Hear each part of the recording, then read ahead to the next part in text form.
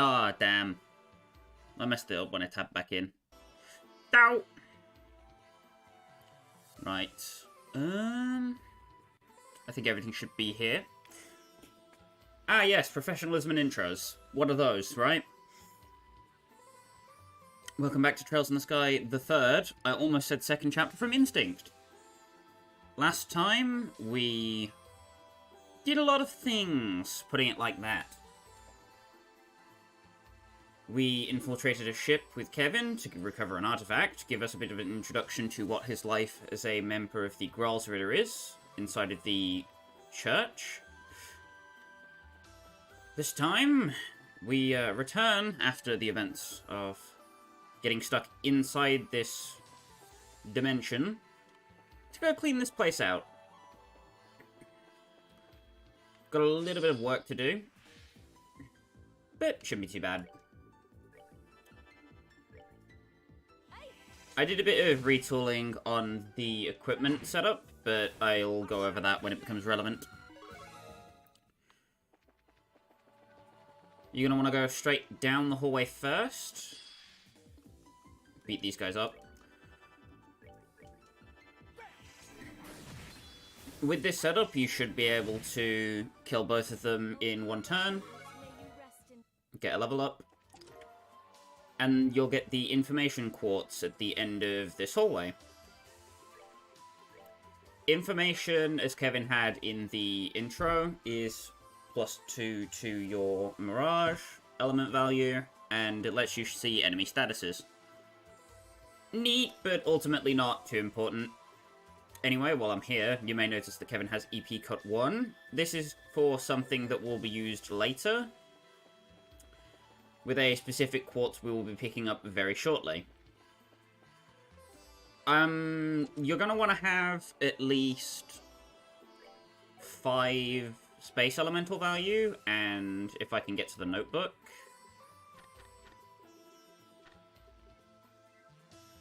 No, it's 4 space value, sorry.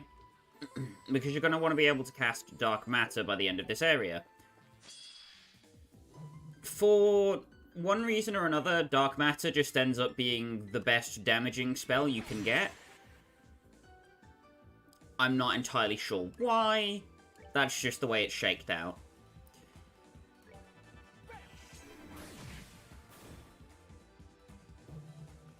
So, Rush is one of the new battle effects that can happen. Same as Guard. Rush basically gives you 0 delay on whatever action you're going to do, and gives you your turn back instantly, which can make it useful to S-Break on, so you don't suffer the massive delay from that. Just something I'd recommend taking into account. And then Guard means that no enemies will be able to take damage on that turn. So if you have Guard and you try and hit something, you're not going to do anything to it.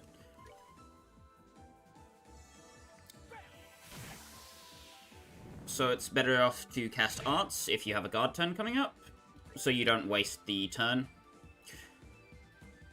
Onto the enemies of this area, the Sudorudo is something you'll get used to seeing in one form or another. An evil statue made from a tough material which expels fire from its mouth. Weak to water and time arts with 1.2 times efficacy. Not as vulnerable to fire arts though, because it spews it. Makes sense. And the Grimoires drain CP and EP. Not too big of a problem at the moment, as there's not really much we need CP and EP for, and there's recharging stations fairly close. But later on, they'll become a big pain in the butt. Just going to move Kevin out of the way.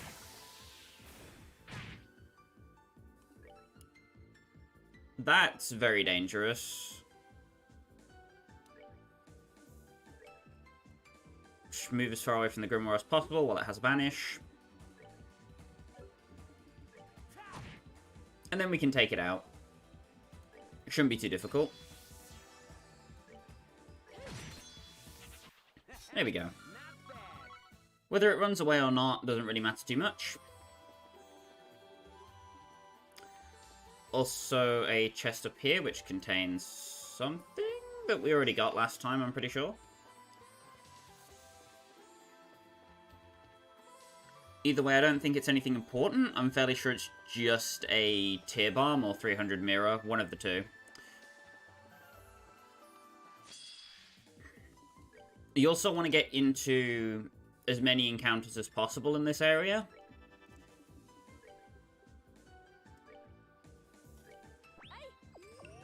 Go.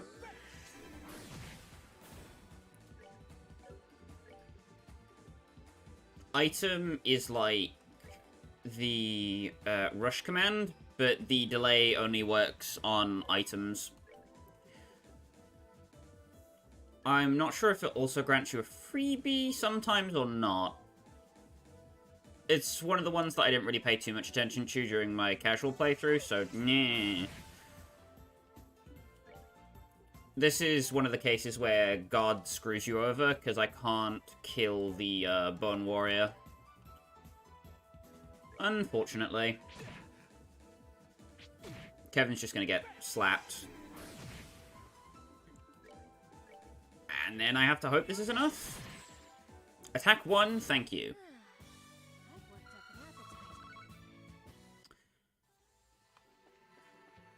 And there's plenty of time to heal up between encounters, so don't worry about it too much.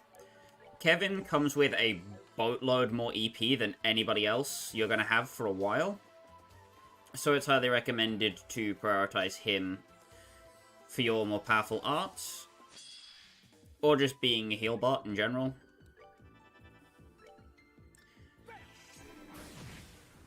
Boop. Easy peasy. And we get 300 mirror. You're going to want to walk into the next section. We will be going back to the base briefly. And you do want to go back sooner rather than later. But there's pretty much a plot-specific shortcut. You jerk! Die. No problem. Problem. Just run all the way down the stairs. No more enemies. Huh? What's this? It's really pretty. It looks like a kind of cube of septium. But I don't think that's what it is. Yeah, maybe we should touch it and see what happens.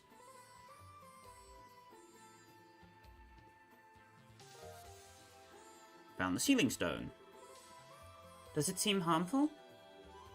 Nope, seems safe to me. Wish I knew what it was, though. Light coming off it's so warm. The kind of slow rhythmic glowing from it reminds me of a beating heart in a way. Was that? There's our cube again. Visitor from afar. You who possesses the cube. It's that voice from earlier. Just who are you? Where are you talking to us from? Raise that sealing stone before the monument in the garden. Then the barrier and the imprisoned shall...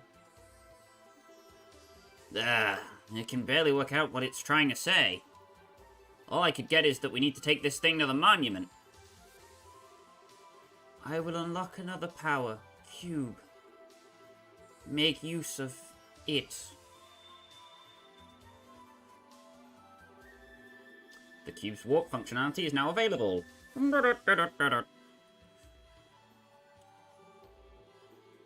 Click the icon at the top right corner of the screen, then select the location you wish to warp to.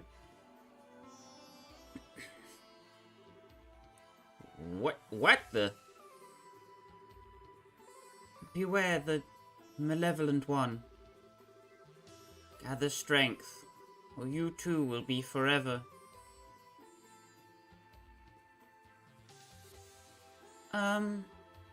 Don't even ask. I feel like I'm in some kind of weird dream that just gets freakier by the minute. I don't sense anything bad coming from the voice, at least. More like it's trying to guide us forward.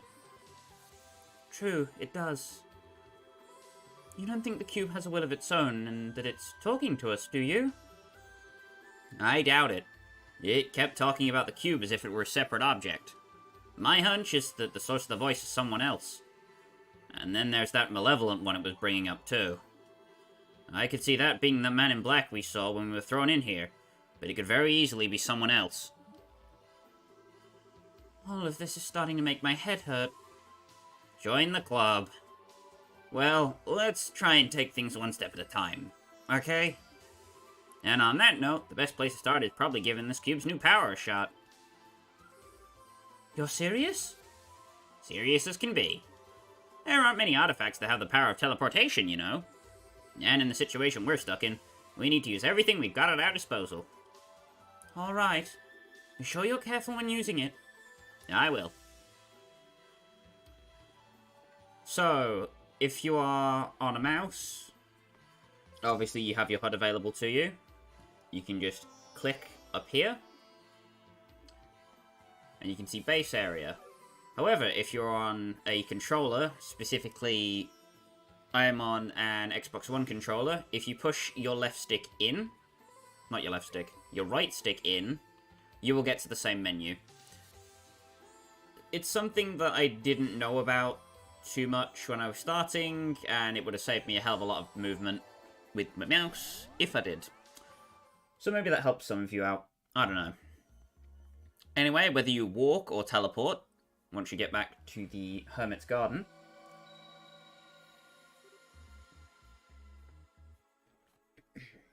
oh. Alright, that actually worked. Now we've got a quick way to get back here to safety if we run into danger. Which you will be, a lot. That does sound useful. Still can't bring myself to put much trust in that cube, however. Oh, I'm not planning to lower my guard around the thing either. I'll keep using it with caution, so don't worry. Anyway, next up's this little guy. That ceiling stone. That voice made it sound like something would be released from it if we hold it up to the monument. Any guesses? No, but I know how to find out the answer real quick. I'll handle holding it up, but I want you to stand by prepared for a fight just in case. We've got no idea what we're dealing with here. Understood.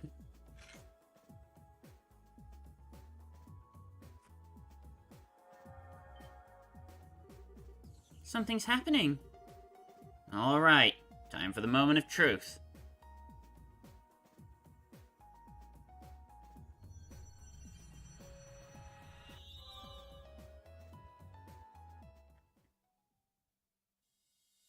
Lo and behold, the barrier is removed.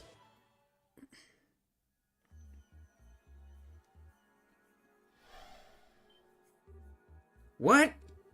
A girl? Aww. What was that like? Isn't she the girl from the professor's photograph? Huh? Kevin? You are Kevin, aren't you? I'm not seeing things. What are you doing here? Where do I even start? But yeah, it's the real deal. Good to see you again, Tita. Looks like you've grown a little taller. You noticed.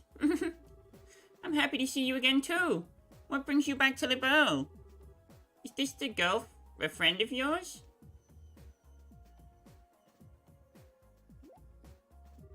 Wait. I was in the house with Dad getting dinner ready because Agatha was coming over. Then all of a sudden everything went white and then... Where am I? This looks nothing like a house. Am I dreaming? Is this all a dream? Oh, right. I should pinch myself to check. Oh, don't I wish this was all a dream. Yep. This is the Tita everyone knows and loves, alright. He's adorable. So that's what happened. This is all because of that artifact Mom pulled out of the lake? Honestly, we can't even be sure right now. Especially if we assume that's the case. How did you end up here when you were all the way over in Zeiss? It makes no sense. You're right. It sounds as though you two were fairly close to one another when you were sent here, but Grantula and Zeiss are really far apart. Based on your account, however, we were all surrounded by that light at roughly the same time. That's more a coincidence in my eyes. More than a coincidence. Blair, English is a hard language. Yeah, I think so too. Oh, oops. I haven't introduced myself yet, have I? My name's Tita Russell. I'm an apprentice at Zeiss Central Factory. I'm Reese Argent, a sister of the Septian Church. I've heard a lot about you from Kevin and your mother. Oh, you've met Mom? I have. She showed me a photograph of you too. And now that I've met you in person, I can see why she boasts about you so much. Was she doing that? Oh, Mom. She didn't say or do anything inappropriate to you, did she? She tends to lose control of herself when it comes to people as cute as you. Lose control? How? I'm sorry, I wasn't trying to be rude by calling you cute or anything. It's just that you're kind of quiet and really pretty, but you've got this really unique aura about you. Unique? You're every bit as sharp as your mother. The goddess doesn't make her more unique than Reese. Oh, please. Anyway. What are the two of you planning on doing now? Are you gonna keep looking for a way out of here? That's the plan, yeah. Not that we've made so much as a dent of progress on that front so far. We'd barely started exploring when we found you. Oh, I see. If you don't mind then, please let me help you look. I won't get in the way, I promise. Getting in the way wouldn't be the issue here. That's a tough one. My gut tells me you're better off staying here, to be honest. You've proven yourself to be made of sturdy stuff, but like I said before, this place is just one big and very dangerous mystery. If that's true, then who's to say I'd be safe staying here on my own? If I'm gonna be in danger, I'd rather go with you and at least try to help out. Fair point, I guess. You're every bit as spunky as Estelle, too, you know. You can't be serious, Kevin. Trust me, she's a lot tougher than she looks. She went on the Libra Rock and came back down in one piece. Plus, she survived Adios knows how many sketchy fights beforehand. Don't be so quick to judge just because of her age. But still. Please, I really want to help. I'll do everything I can to make sure I don't cause you any problems. Really? Alright, if you're sure. You mean it? You seem to understand the consequences of your actions, and what it means to worry others. And as long as that's the case, I've got no reason to say no. Still, please do be careful. Thank you! I will. Yeah, seriously. If anything were to happen to you on my watch, I'm sure my death at Erica's hands would be a slow and painful one. I swear I won't let that happen. Deal. Alright, let's get back to work. Once Tita's equipment's set up, it's back to exploring we go. Understood. Right. Now that we are back in the Hermit's Garden, and we have Tita with us. She is vastly different in this game to Sky first and second chapter. Not least of all based on her augment setup. It's still exactly the same as it was before.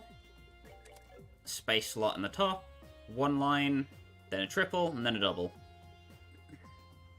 Now, there's a couple interactions you can do throughout Moon and Star Doors that we'll get to that give Tita one of the most broken tools in the entire game that is exclusive to her. It's gonna be a while off from now, but once we get it, you'll see what I mean. Anyway, she comes with a HP 1, Attack 1, Eagle Eye, and an EP cut.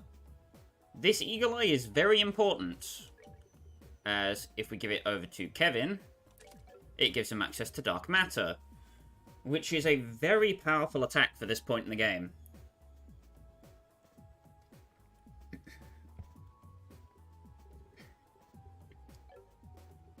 Unfortunately, this also leaves Tita without a secondary space quartz.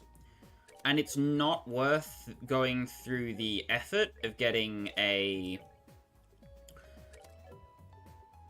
move 1 for something that's coming up in the near future. So for now, we're just going to leave Tita as is. She's going to be quite bare bones, but nothing much. Hello, Jelly. Welcome, welcome.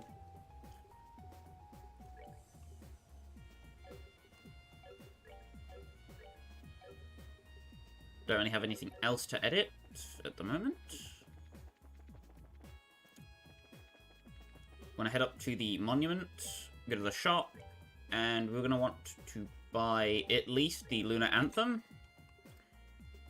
You can also buy the Aqua Bow if you really want to, but there's not much reason to in my eyes.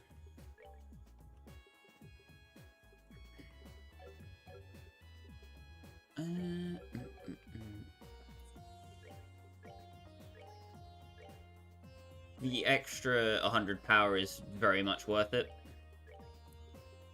Also, no real reason to sell the Plum Edge, because it sells for Jack, Diddley, and or Squat. I'm gonna buy the Aqua Bow, because why not? It's relatively inexpensive.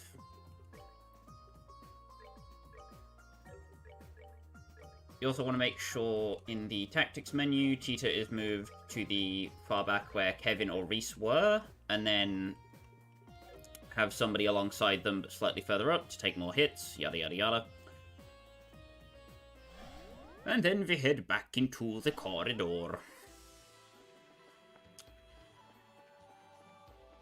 Tita currently doesn't have any equipment, but she doesn't really need any. Hybrid D is an AoE regular attack, which is already insanely useful. And she comes built in with Smoke Cannon 2 and Vital Cannon 2. There will be no Among Us, Jelly, I'm sorry. I hate to disappoint you, but it must be done.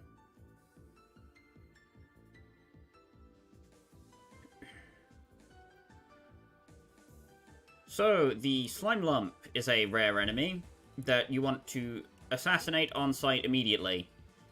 Just bust the S-craft on it. Just do it. Kill the Slime Lump.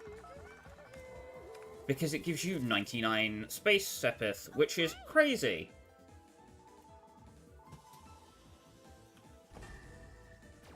Absolutely insane.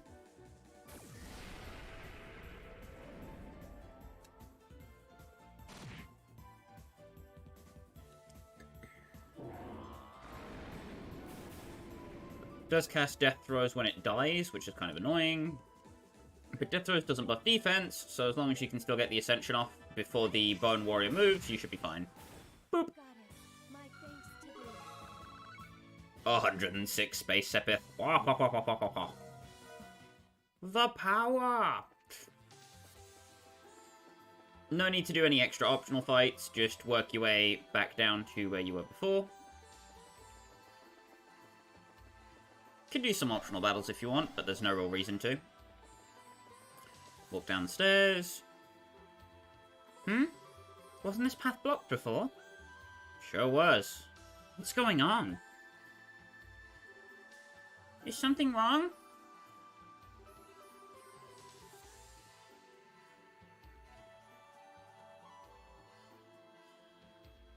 The last time we passed by here, this path was blocked by some kind of barrier. But as you can see, it's nowhere to be seen now. Really? I wonder what could have caused that. Well, if we think about what's changed since when we last passed here and now, maybe it was releasing Tita from the stone that caused it to disappear. I mean, we haven't done anything else.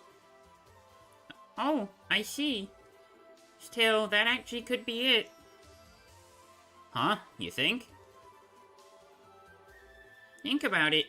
The stone with me was inside was near here too, right? Maybe that was more than a coincidence. This could be among one of the many rules that govern this place that we just haven't figured out yet. Rules? I think I get what you're trying to say. So in this case, we wouldn't have been able to advance any farther if we hadn't released you from that stone. That's right. I can't be sure, but I do have a good feeling about it. And good feeling isn't good enough for me right now. Still don't have a clue who's responsible for the situation we're in, but it all feels very deliberately set up. Which is all the reason we'll need to be careful, I suppose.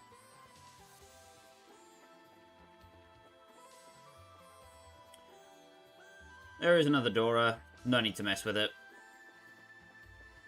Doesn't have anything special for you. No point. Huh?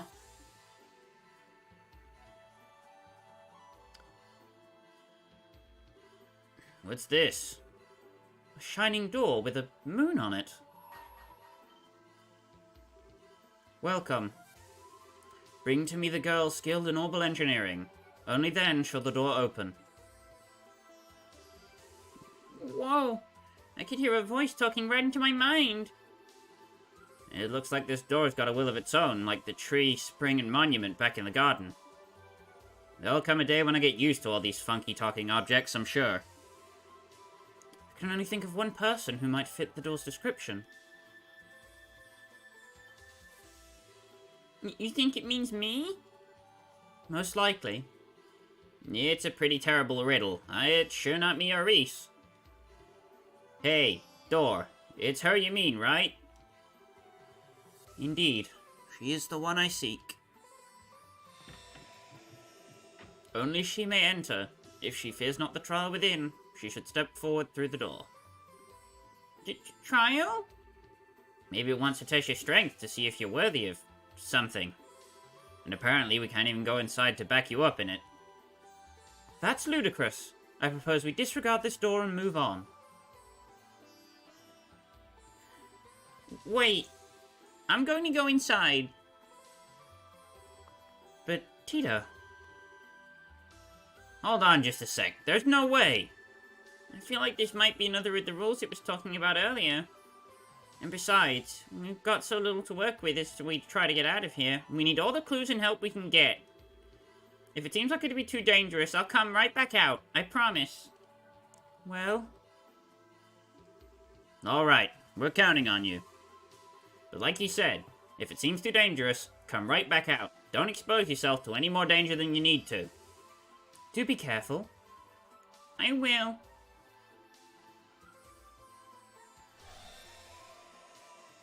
Flashbang.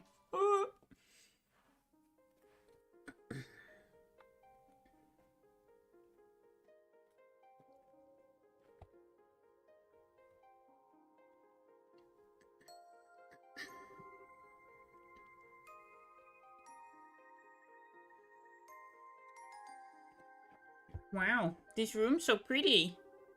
I wonder how it's made up, though.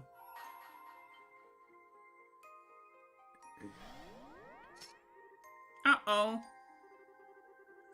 Overcome the trial before you, and then I shall grant you a memory fragment and my blessing. Womp womp.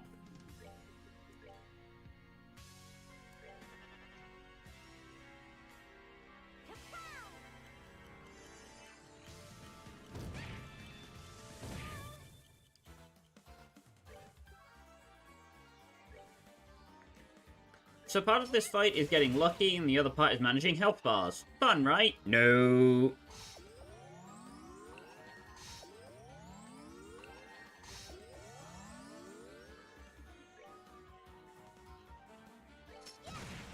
For now, you can just poke all of them down. Pretty much no penalty for the first couple hits.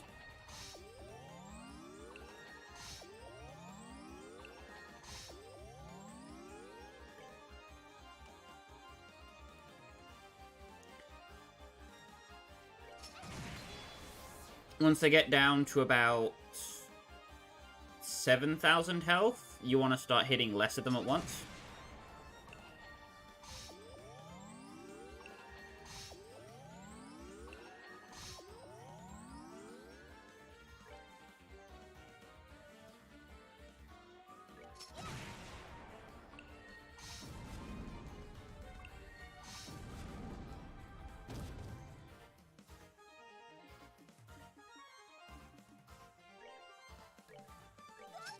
Just gonna heal. La-di-da.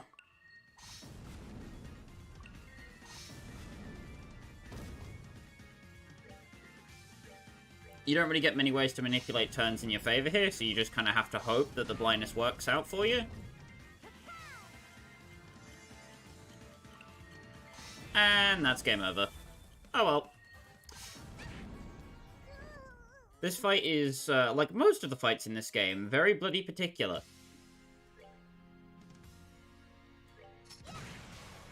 And if you get a couple things wrong, well, it's kaput for you.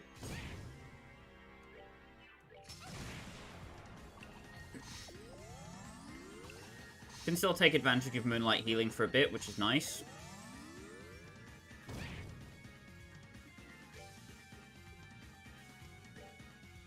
As soon as you get a chance to smoke cannon all three of them, you should.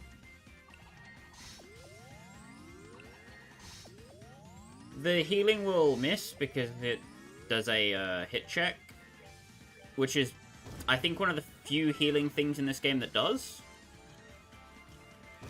Which is quite weird.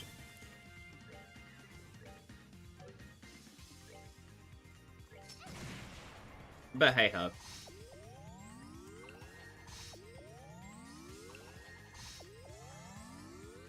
This does show off one of the things Cheetah tends to be best at, which is that her regular attacks can hit a wide AoE of enemies, which gives her a lot of craft points very quickly.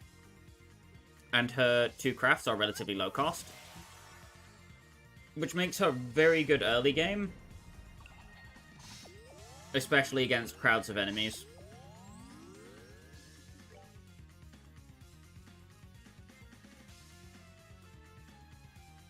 I'm gonna want to damage these 2 first.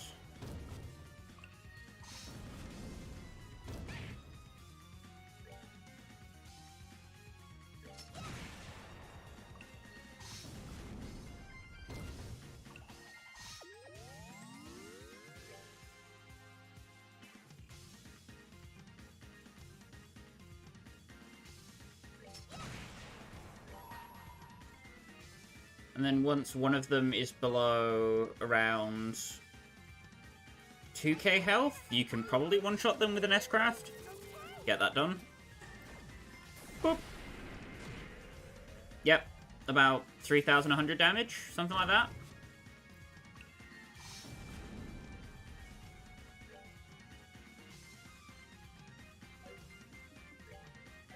Need to be very, very careful.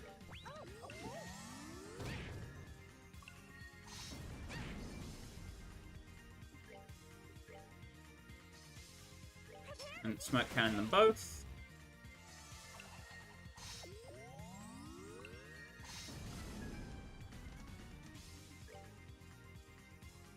And now we're gonna have to hope. Hope a lot. Yep. Okay.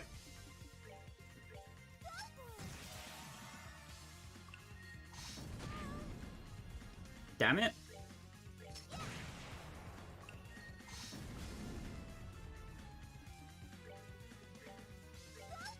Vital cannon again, and then just keep poking the boss until it falls over. Not too difficult. As long as you don't get RNG screwed on your blinds, you should be fine.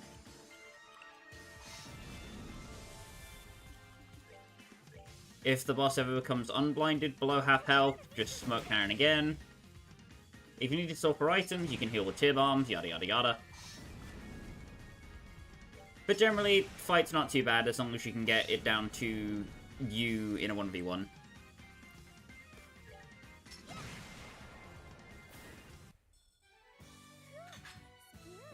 Sadly, no, Jelly. I'm a very chore-filled man. Many dishes to wash. Food to cook. I assure you it's all delicious, though. Not the dishes. Don't eat the dishes. That ends badly. Lots of blood and ceramics everywhere.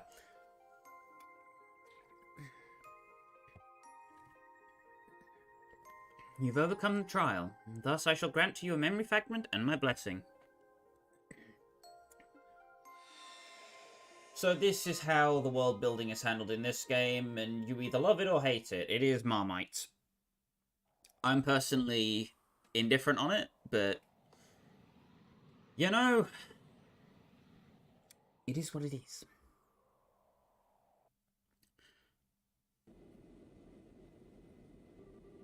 Approaching location. 320, 310, 300. Target in sight. Commencing operation. Coordinate adjustment complete. Activating boosters.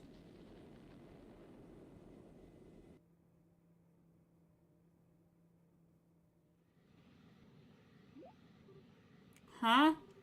What's that sound?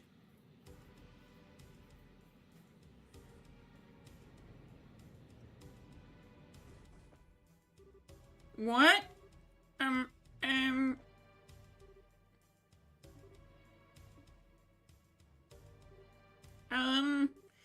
Do I know you? Uh-oh.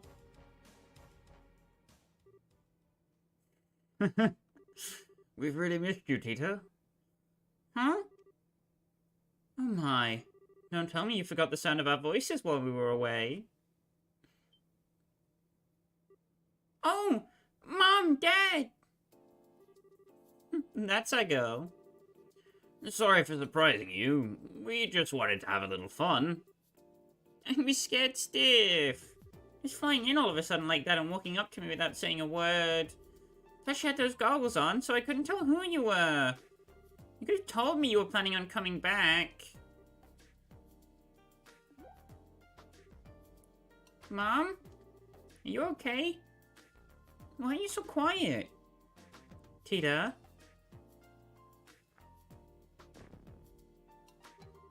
Why are you so cute? Oh, Adios, thank you for gracing our unworthy world with this miracle of a child.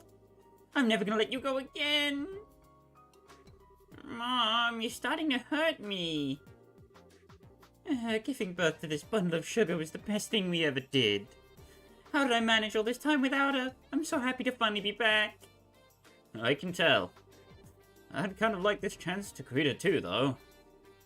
Oh, sure. Knock yourself out. I suppose you do have the right and all. Hey, Tita. Looks like you've grown a bit while we were away. I sure have. I've missed you both so much. Oh, everything you do just melts my heart. Let me hug you again. Come here. Mom, please. Erica, I think that should probably wait until you've changed. That maintenance uniform is full of sensors, you know. Oh, yeah, slipped my mind. In that case. Shall we take care of business first, then? Where is the red-haired man I've heard so much about? Are you talking about Agate? That's the one. I was so hoping I'd be able to meet him. Now where is he? He's actually in Bose at the moment. Mom, you're acting kind of weird all of a sudden. Talk about lousy timing. Not that I'd be happy if he were here, given that he would indicate him being in close proximity to my angel. Again. Well, it's okay. We can always go meet him over in Bose next month if it comes to it. I'd like to meet him too. True enough. Word has it that a lot has been happening here in our absence. I'll bet we have a lot to thank him for. We'll have to go and give him a thank you that he'll never forget. I'll have to go with you and introduce you to him then. His house is real nice too. It's pretty small, but it's warm and cozy. You've been to his house?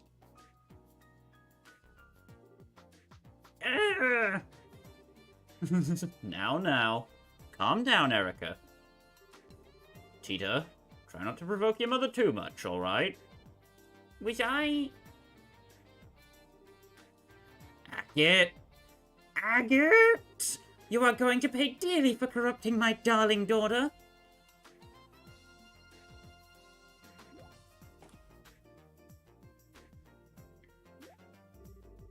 Are my eyes playing tricks on me? Grandpa? Always a pleasure, Albert. Sorry for not giving you a heads up on our return. Oh, nonsense. Don't you worry about that. What are those things, if I might ask? They look like a vehicle with boosters attached, but... They're called landing crafts, and they were developed by yours truly. Most of the places we go to don't have the space to land any airship, or any kind of landing port. And there's not much point in an airship if you can't land it, is there? Which is where these two beauties come in. Anyway, long time no see, Albert. It's a small comfort knowing you haven't kicked the bucket yet. I mean, how could I have been able to gloat if you weren't already 6 Sarge under? Sorry. You really think a pathetic contraption like that is good enough to beat me? You must have forgotten who I am when you were out and about. One close look and the cracks start to show. Just look at them. I doubt they even manage 5 minutes. A fat load of good they'll be for anything other than trying to show off to me. They won't be getting any real-world use anytime soon. Oh, how wrong you are. I'll have you know that we came all the way from the border with Calvert on these. From Calvert? Oh, did that catch your attention? I'll give you that the craft's flight time is somewhat limited. But that's an issue where I can find an easy workaround. By firing them from an orbital catapult attached to an airship, they can fly a distance of roughly 120 Selge. After modifying the orbital circuits, we're able to record an operation time of 382.2 seconds, too. 120 Selge? 382.2 seconds. Surprised? That stupid look on your face says it all. Not to worry. I'll give you as much time as you need for that shriveled old brain of yours to comprehend my brilliance. Brilliance? Pah! Don't make me laugh. You're talking to the man who developed the Capel. These are children's play by comparison. I don't even need to ask how you made them. I could probably develop a better version in my sleep. Say that again, you stubborn old fart. Ugh. Here they go again. Will you two please stop fighting? Please? Oh, and I read about those files you sent me. You've got some nerve showing your face to me after exposing my daughter to so much danger. To say nothing of letting vermin like that A-word near her. Oh, get over yourself. I'm getting lectured on looking after people from the mother who ditched her daughter to wander the continent, am I? How about you look in a mirror before you go criticizing others, huh? Dad, can't you stop them? It'll be fine. Let them have their fun. Goodbye, Jelly. Thank you for coming by. I appreciate your presence.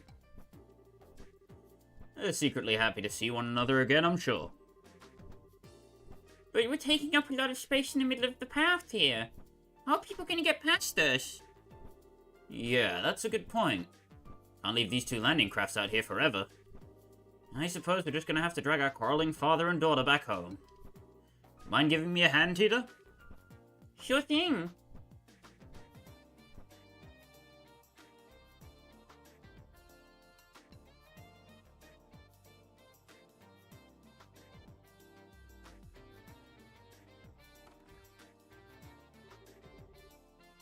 There's nothing quite like home. Can I get some coffee, Dan?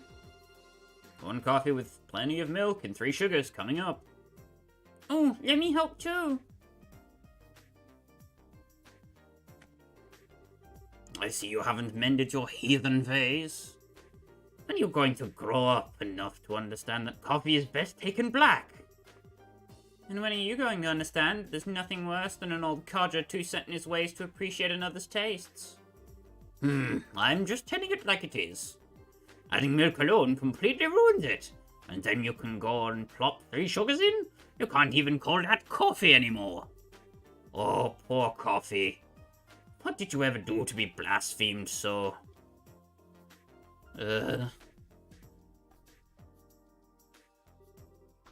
Here's your order, Erica. Don't let it get too cold now. We'll have to settle this dispute another time. Well, time to drink up.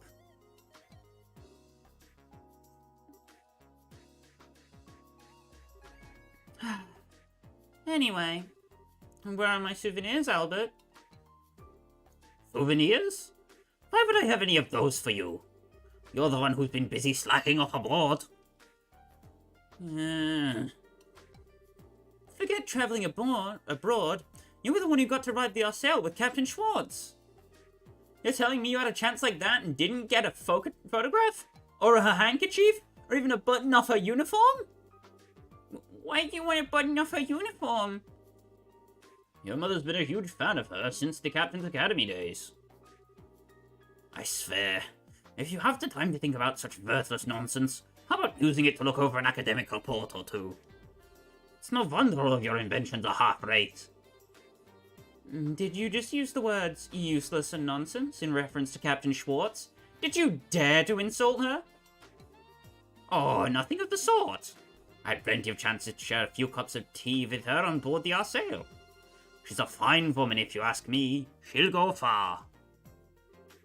Oh, now you've done it. If you're not going to shut that insolent mouth of yours, I'm going to do it for you.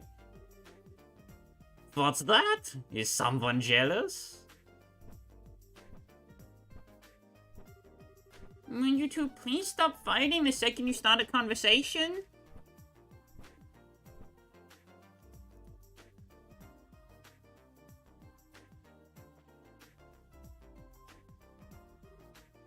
Tita? What is it? Oh, it's just that I finally realized it's kind of nice to see them fighting like this after all. Makes it feel like Mom's really home, you know? Yeah, I guess you're right. Hey, how would you like to do some shopping? I handle making dinner tonight, so I'll need to grab a few things. Huh? Really? That sounds great. I haven't tasted your cooking in ages. Well, hopefully you'll be able to have it a lot more from here on. Neither of us are planning to head out for work again anytime soon, so I'll be taking over cooking duties for a while. I'd love to go shopping with you then. Great.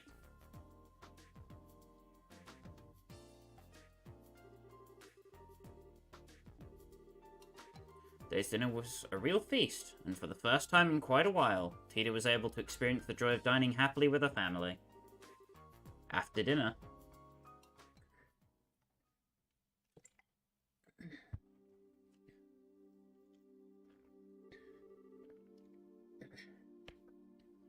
you can leave the rest to me now, Tita.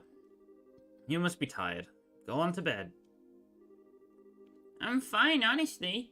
I'm not doing any more than I usually do. I bet you're even more tired than I am, Dad. You rushed through all the work you had to get back here as soon as possible, didn't you? Well... You've gotten pretty sharp, huh? Well, I'm not a kid anymore. I'm 13 now. What in Adios' name?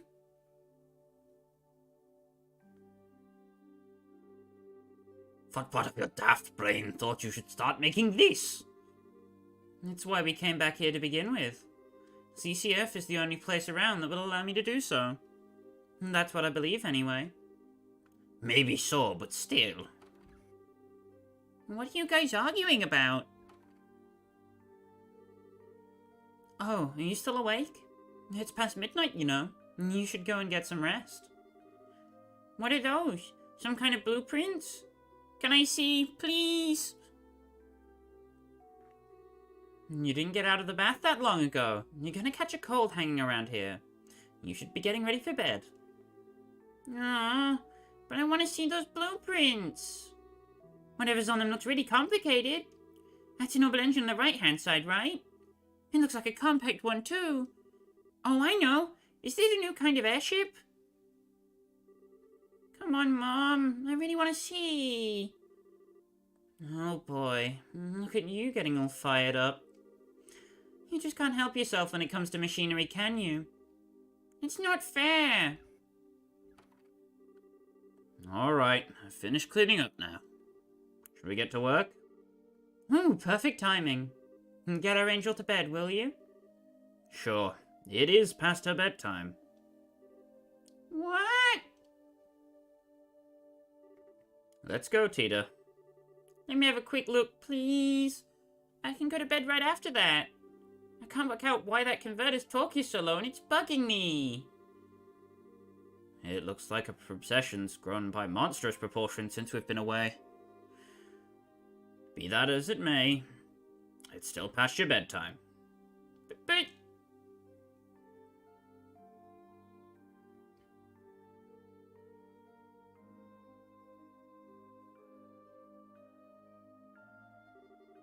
Okay, let's start with this unit here. Even at a glance, I can tell it's not going to be easy to make. We're best off starting by running a simulation on it with the capital before actually attempting to make the blasted thing. Nothing comes to mind that would be strong enough to build the frame out of either. I say we should consider looking into a new one. I wonder what they're talking about. It all sounds so exciting. Maybe I can scooch closer without them noticing?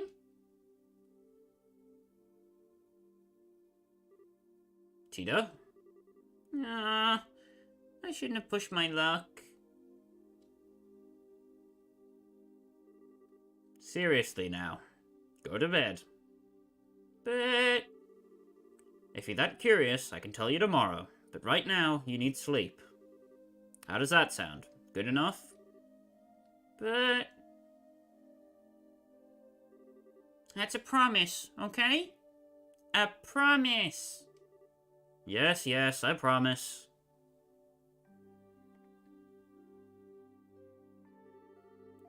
I'm not gonna let you forget that you promised. And don't go making whatever it is without me. I know, we won't. I promise in the name of the goddess above that I'll tell you tomorrow, and that we won't make it without you. Anyway, good night, Tita. Okay. Good night. Dan is now also competing for the Best Trails Dad Award. She takes after her mother in every way. Dan is a good dad. Well, that about wraps it up. This is amazing. Ouroboros technology is even more impressive than I could have dreamed. That's a fine understatement. Their technological level is far beyond that of ours. That's true for virtually everything we've seen of theirs. To the archaisms, the gospels, the glorious. Not entirely without ideas on how they have all of it, though. Fires are certain questions, anyway. I've already sent you the info I had on them before. The thing is, we didn't actually learn of them through the information you sent. We knew of them before that. You did? We haven't actually encountered them or any of their members exactly. They've been expanding their influence across the continent for a while now through Jaegers and certain wealthy individuals. We can confirm as much beyond a shadow of a doubt based on our travels. That's why we came back here. We never imagined they'd be so bold as to try anything in Liberl. Or we would even have to come back early. Or we would have come back earlier. Bleh. But they're not getting any more of a head start on us. We need to finish this, and we need to do it as soon as possible.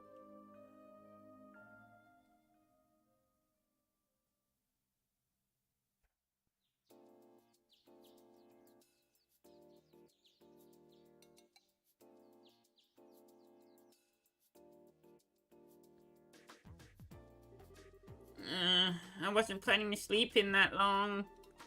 Morning, Grandpa. Morning, Tita. Huh? Dad? Oh, yeah. I forgot that you and Mom were back. We sure are. Looks like you had a good night's sleep. Yeah. Sorry. I feel bad for forgetting all about it. Oh, hey. You said you'd tell me what we were up to yesterday. But what you were up to today? Time phrasing. Blah. Language. Yep, that's still the plan. You might be better off hearing it from your mother and grandfather, though. Huh? Why? They were up discussing the issue all night. They both headed out to the central factory first thing this morning, so they should be there as we speak. Thanks. Off I go then. Tita? You might want to have breakfast first. Whoops, forgot that too. I haven't washed my face or combed my hair either. Alright, take care of that first, then let's get some food in you. I promise it'll be warm when you finish up. Thanks, Dad.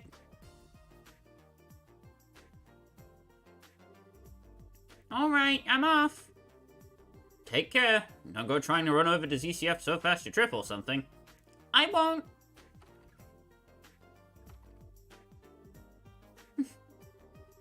It's so great to have them back home. And now it's off to the factory.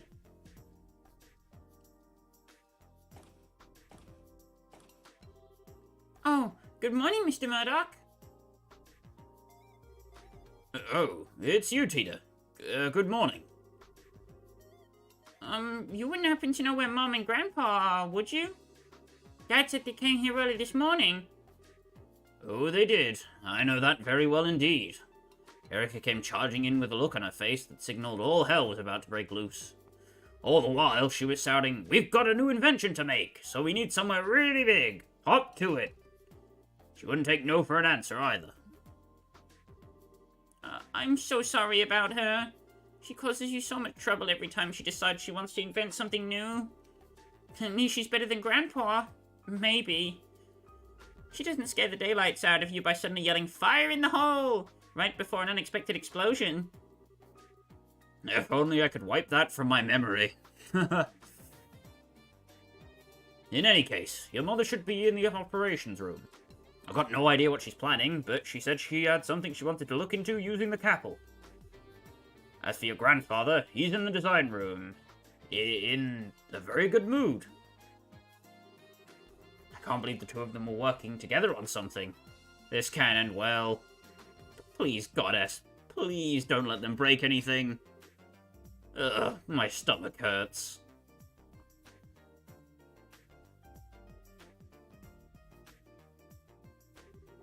Actually, now that I think about it, I think this is the first time they have worked on the same thing together. Usually they're competing over who can make the best invention, not joining forces on one. Grandpa is amazing on his own, but Mom's just as capable an engineer too, even if she is kind of scary when she gets into her work. If the two of them are actually going to put their heads together on something, I can't wait to see the result. I want to go see right away.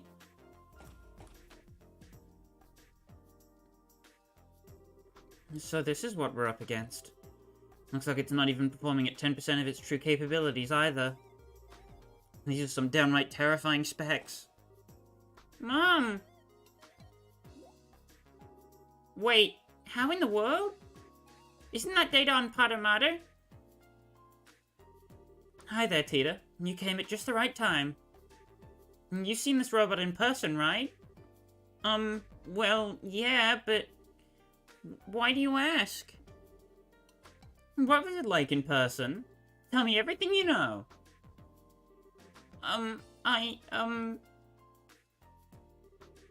Well, it was really big, but other than that, I couldn't tell much just from looking at it. Oh, right. I suppose you wouldn't be able to. It's an awful lot taller than you, after all. Mom? What are you looking at Potter Matter's data for, anyway? I thought you were here to work on some new invention.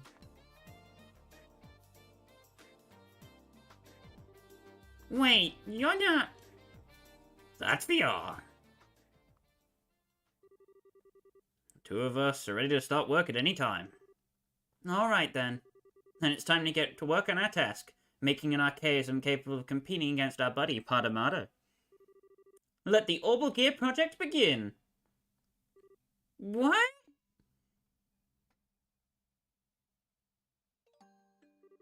Why? Why do I feel like this? Usually when I hear about something new being invented, I get all excited. I get so caught up in what's happening that I tune out from the world around me and focus on helping Grandpa. But today, I just feel a little bit sad. This doesn't feel right. Ren?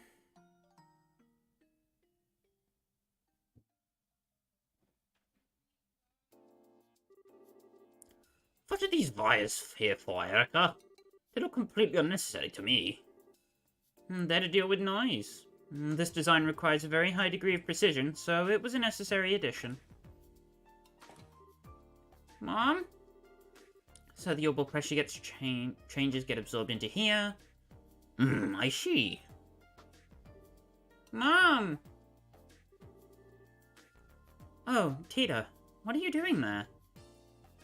Well, I was wondering if, there was anything I could do to help. I wanted to do something for Ren too. I'm just not sure what I can actually do.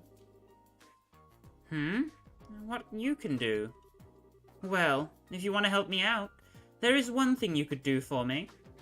It's an annoying job, but if you're up for it... An annoying job? Okay, I'll do anything I can to help. It's nothing important, really, but I appreciate it all the same.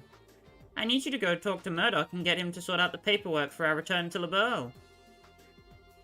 The way we returned home was kinda, borderline illegal, so no official paperwork's been filed or anything.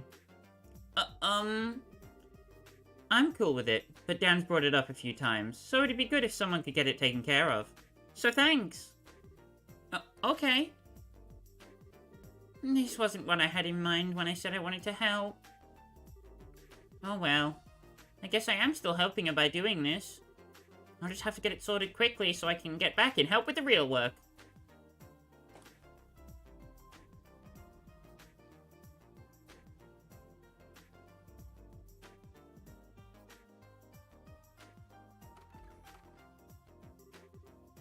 Found you, Mr. Murdoch. Mr. Murdoch? Oh, Hades above. Please protect us all. Hello again, Tita. Can I help you with something? Wait, you aren't here to tell me that the experiment was a failure and the building is now full of poisonous gases, are you?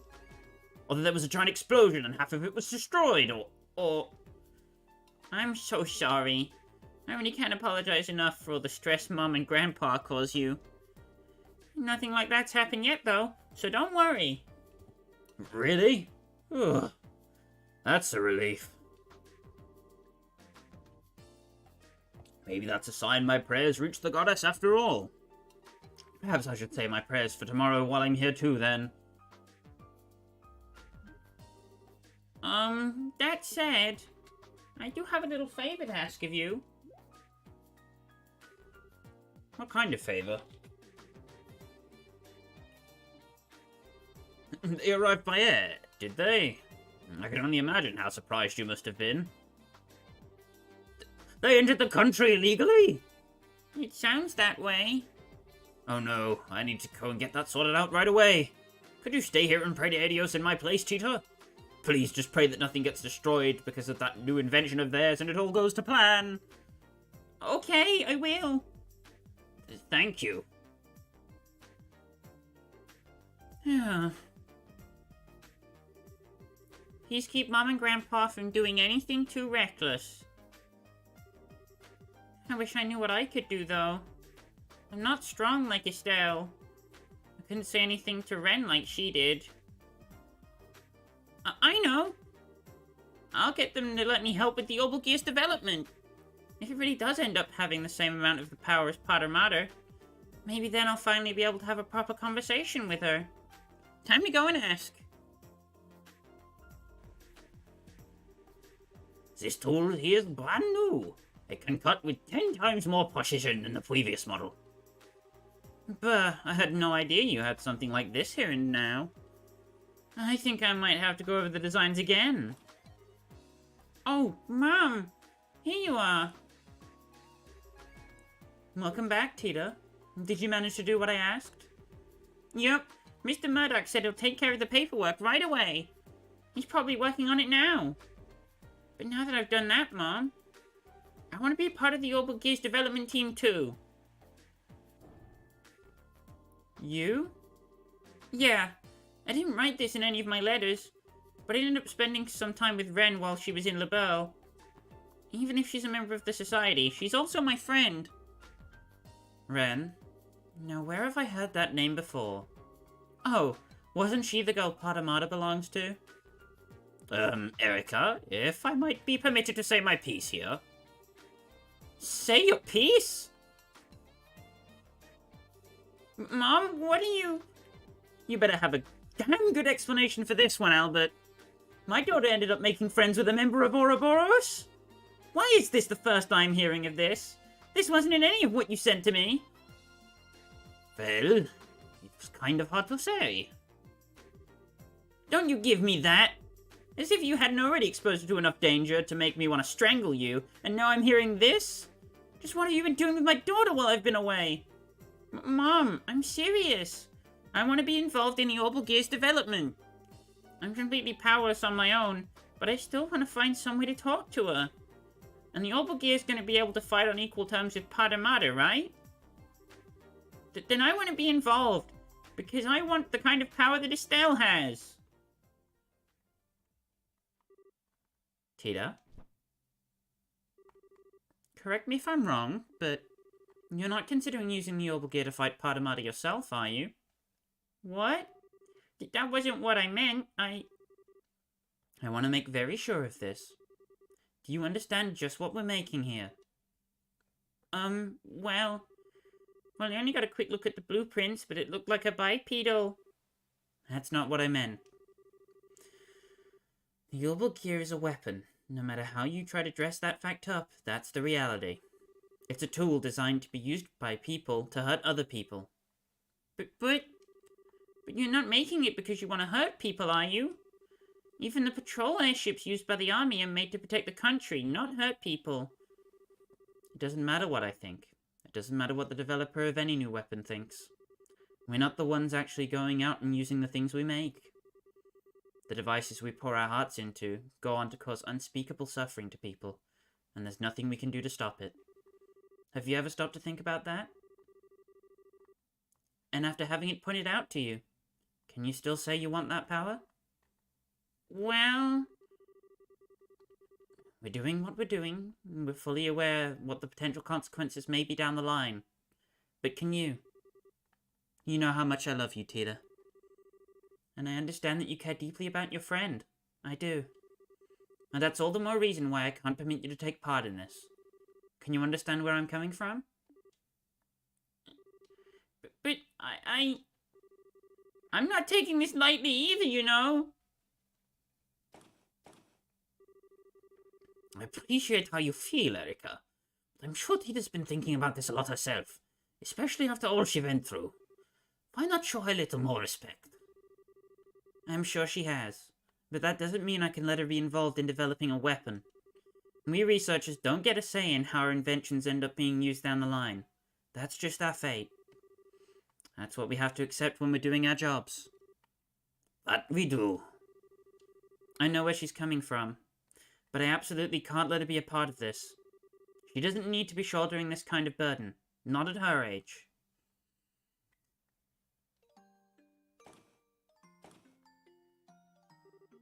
I know all of what Mom's saying is true. I know, really I do. But then what am I supposed to do? Just sit around helplessly? I know. I'll go and see what Dad thinks. Maybe he'll actually listen to me.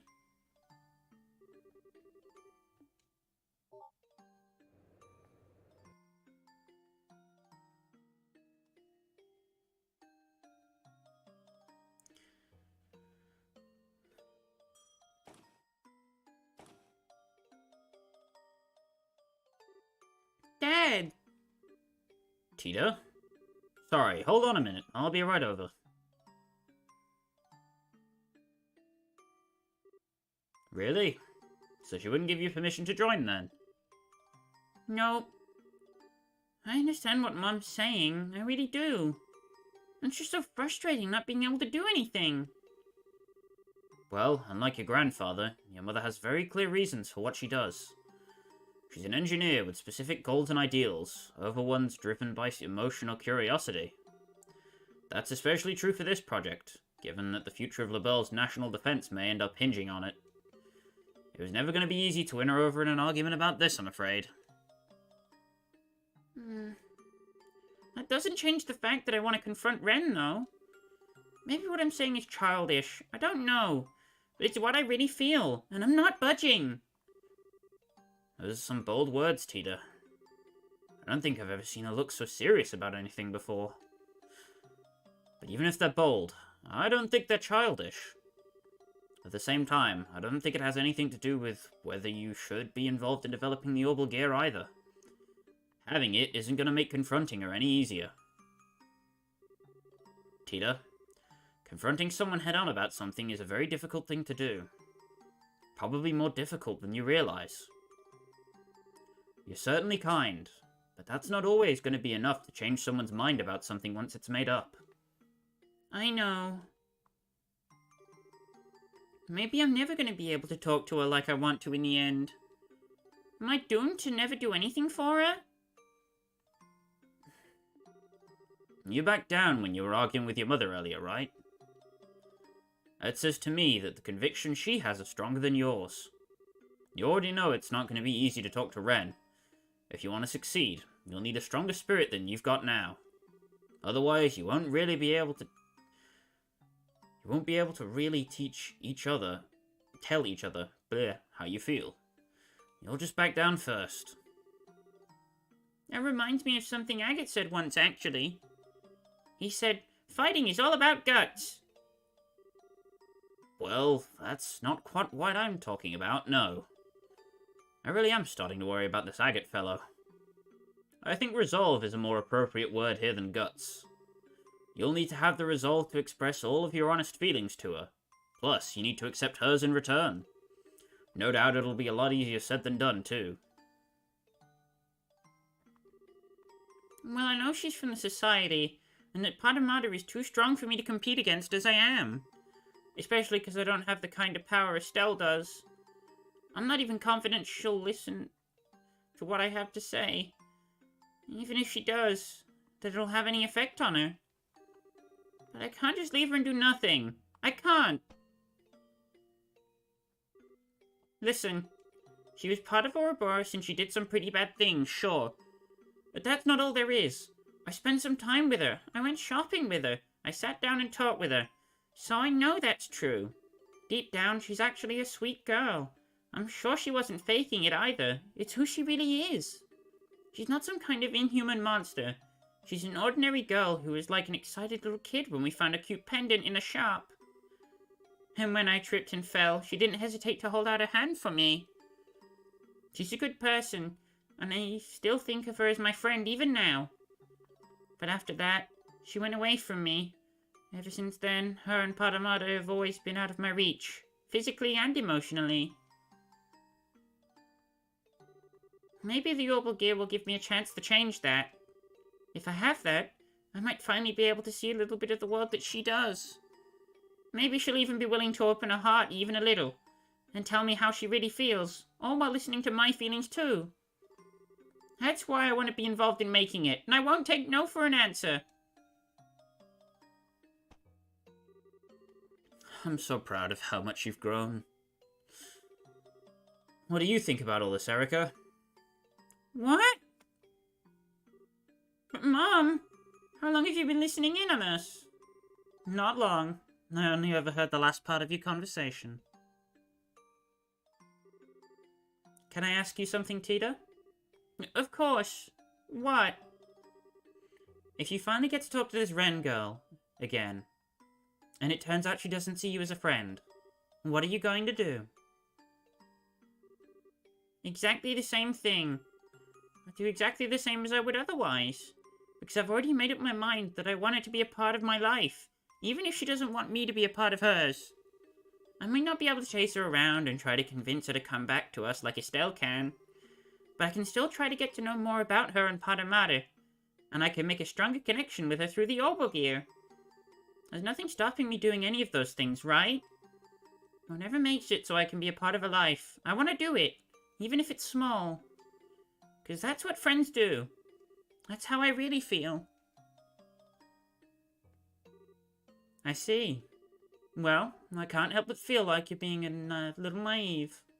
But you've got me. I'll accept all that you said as sufficient reason for participating in the Orbital Gear project. Really? Really. Now, what are you two waiting for? We've got work to do. Dan, I've redone the blueprints, so I need you to go over them. Tita, we're going to start making the quartz prototypes. So I can be a part of the development? You promise? We'll see how long that happy face of yours lasts. Now that you're on the team, I'm going to be working you to the bone. I hope you're ready. Yeah. Bring it on. Good. You ready to get started? Thanks to her efforts, Tita was finally allowed to participate in the Orbital Gear's development. The familiar central factory was filled with a new sense of tension as it became the building ground for the new invention. Tita was able to work as a full-fledged engineer, equal to the adults around her for the first time. She was also treated no differently than anyone else, meaning that Erica's demands were constant and relentless. But that was the source of true happiness for Tita. Finally, 2 weeks later.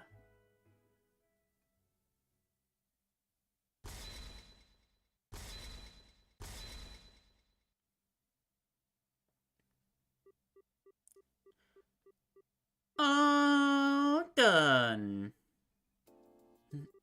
Alright, time to begin our activation test. I think we could probably do with a little break.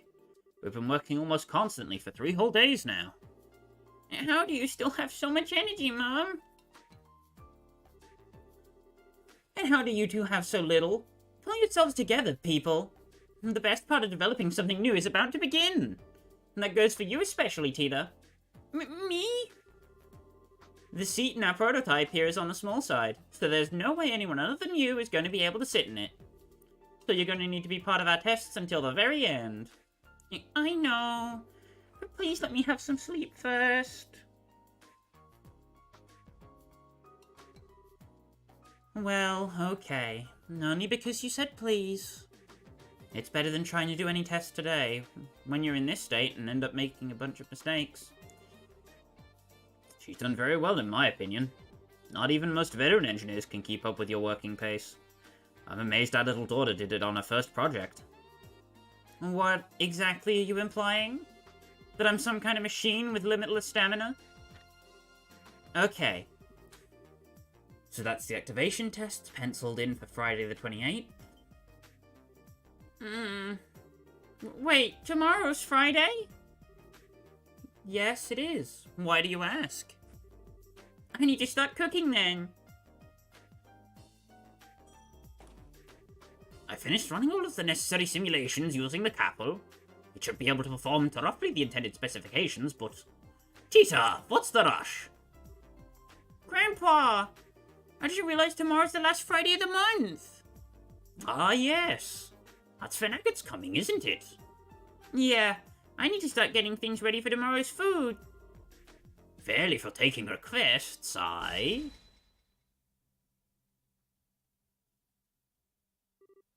Agate? I'm not sure I follow. What's special about the last Friday of every month? Oops, I forgot to tell you. This is going to be your first time meeting Agate, isn't it? You see, he comes over here to visit once a month, and tomorrow's that day. So... Oh, so our dear friend, Agate, is visiting, is he? What a coincidence that he should choose the day of our tests to make his arrival. He sure is a lucky man. Mom? Well, you see, Tita, your mother,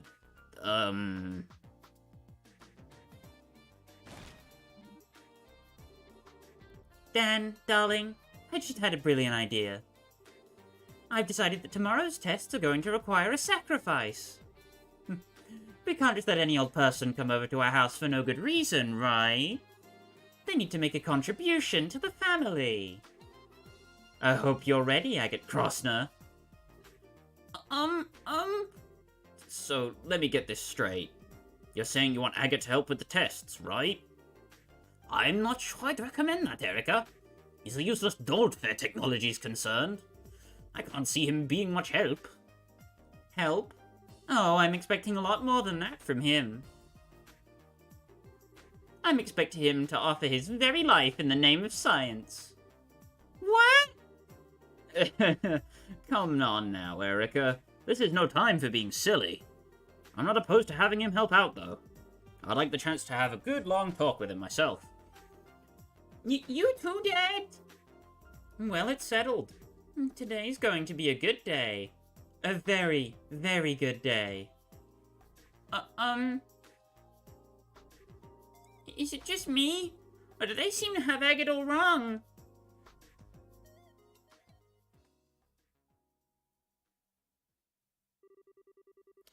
Side story Orbital Gear Project Part 1 finished.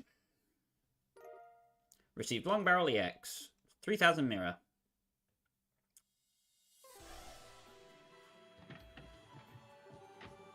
Thank Helios, you're alright. Are you feeling okay? You look quite tired. I'm fine. I did have to fight some scary enemies, but I managed to pull through. That's good. So, what happened in there? Well... I see. Yep. Sounds like this is another one of our rules, alright. In other words, first you need to meet some conditions, or condition, to open the door. After that, you have to fight your way through a battle or trial. Win, and you'll get some kind of memory fragment and walk away with mirror as a bonus. That sum things up? Yeah, that's how it was for me. The memory fragment didn't feel like it was quite finished, though. There seems to be more that I didn't get to see.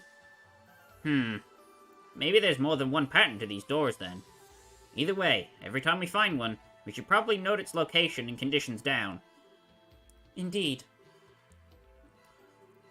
So memory doors are located through the game and allow you to see various optional scenes. In all, there are 3 types of doors. Moon doors contain long side stories, star doors contain short side stories, and sun doors contain minigames. In order to open a door, you will need to fulfill one or multiple conditions. Furthermore, sun doors will require certain characters to win a battle in order to view the contents within. After viewing the contents of a door for the first time, you will earn mirror, and depending on your choices or actions, potentially even bonuses such as items. All of this information is automatically recorded in the notebook and can be viewed at any time. Finally, you can also warp to any door you have discovered using the cube. So, even if you don't intend to go inside of them, you should still interact with every door you see, so you can get it marked as a teleport location. For example, you can now see moon doors, and moon door 1 is available. Also, the hint will be inscribed on this menu, so you can actually see what requirements you need. Which won't become relevant until a bit later, but still something that I should mention. So, that equipment that we got.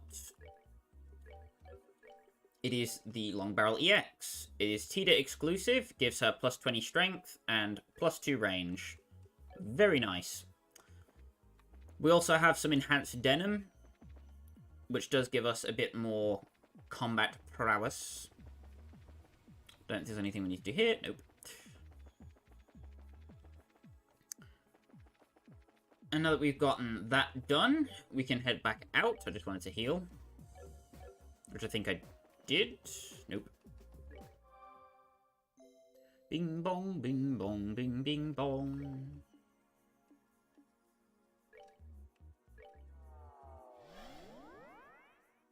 Why did I just teleport back to the Hermit's Garden? Moon door 1, please. Yippee! So that'll pop you out right in front of the door. Now I recommend getting into as many fights as possible, as this area we're going to is entirely new. And this is the 3rd plane of the Jade Corridor. Just how long does this place go on for? It's so strange, too. The Shadow Towers were weird enough, but even they made a lot more sense than this does.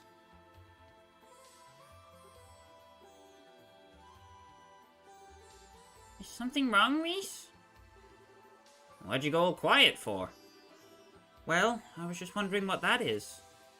What is?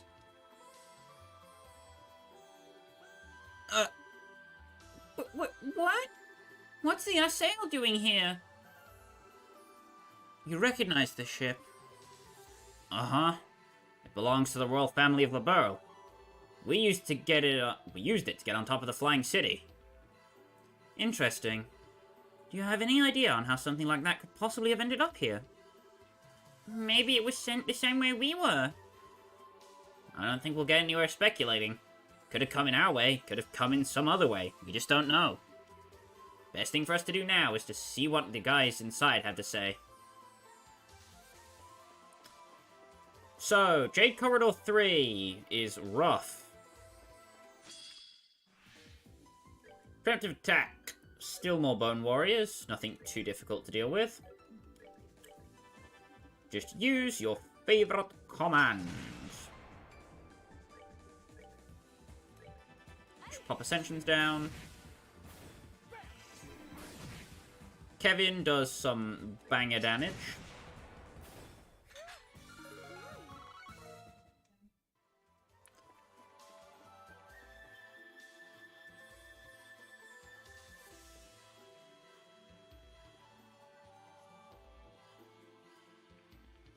And here we find a second monument. Huh? This is like that monument in the area we started in.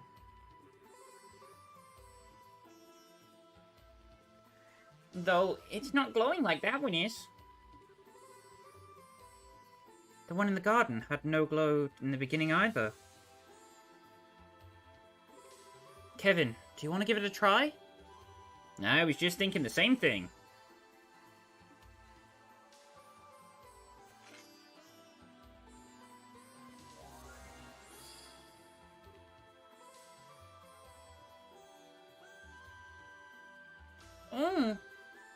I suspected as much. When we activated the first monument, it said, "Release my brethren." I guess now we know what it meant. Then...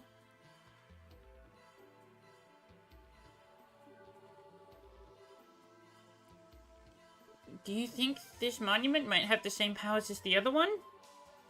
Most likely. It should come in handy at least. Inspecting monuments scattered around throughout the game allows you to use the cube to restore their power. Much like the one in the base area, you can use these to restore HP and EP, buy equipment, and make quartz. They also function as checkpoints, allowing you to warp to them using the cube. In addition, any new items available will be added to the base monument stock as well. So, the weapons you can buy here are pretty much the equivalent of what you could get initially with the Aqua Bow and the Lunar Anthem, but now Tita also has the option of getting an upgraded weapon, which is the GO3. And you can also buy enhanced denim and grips boots for Reese and Kevin, if you want to. What I do recommend you do, however, is buy 3 black bangles. And then you want to make sure that Kevin, at least, has a glam choker.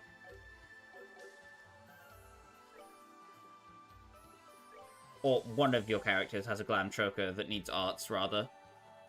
Doesn't really matter who it is. Just that if they need,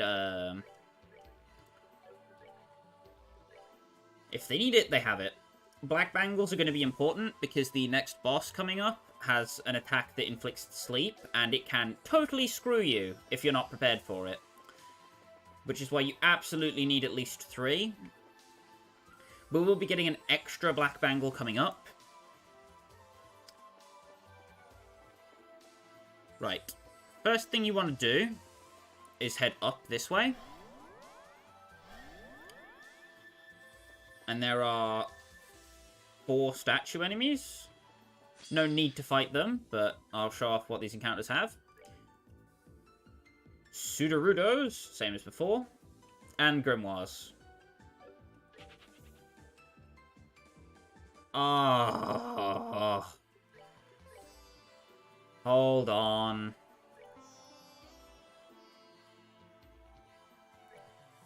So there's something very important that I forgot to mention about Sky the Third. It's that the flee command is essentially banned for the whole run. Why? Well, I'll explain as we're going along here.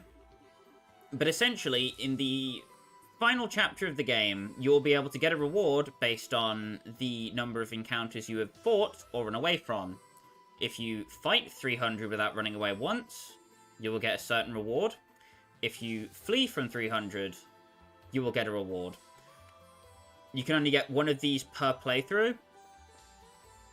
And I'm going for the one that requires no fleeing, because it is much more useful than the one you get for fleeing. So basically, I cannot flee at all. Otherwise, it is essentially a reset. I'm not going to buy the Glam Choker this time round, I guess. I'm just going to be patient.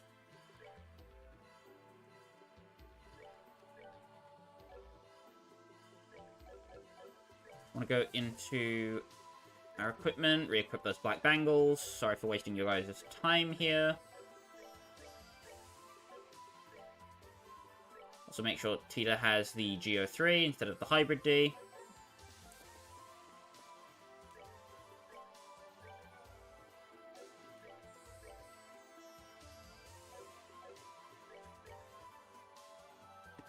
Then we want to save.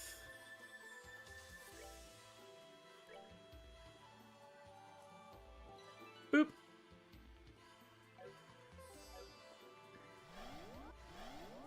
Yes, and then we want to go this way. Haha.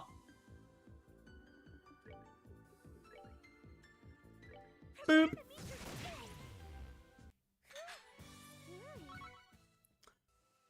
So, as I mentioned before, Tita has really good AoE damage, and she hits like an absolute freaking freight train. Case in point. Also, Reese's Craft Holy Blessing is now going to come in very clutch. It's useful because it reaches almost the entire arena, which makes it extremely difficult for any enemies to screw you on your formation, which is really nice.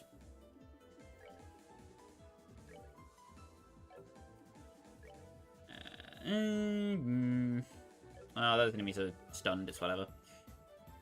An Aqua Bleed. Boop. Ow. Why did I do that? Bop. Even the very small power boosts make a humongous difference this early.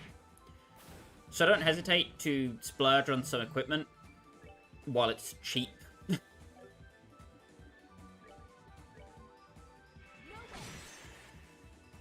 Also taking advantage of Reese's relatively cheap crafts.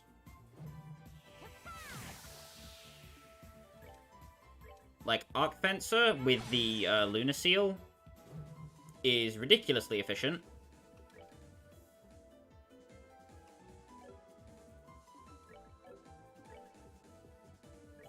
Okay, I can Aqua Blue before the boss does anything. Boop for some combat points, and then Schlap.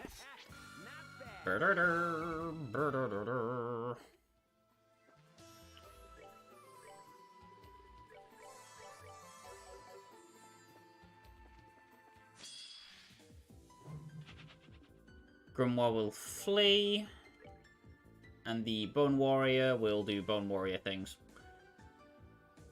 I'm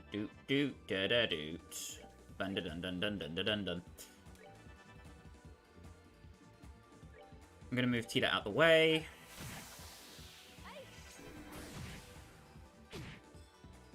Ouch. Boop. Child with a gun. child with a gun. Do, do, do, do, do, do. Arc Fencer, and then we will Aqua Bleed.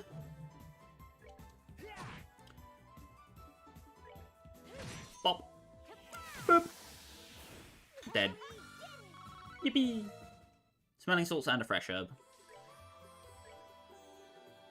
Tita isn't really too valuable with her quartz at the moment.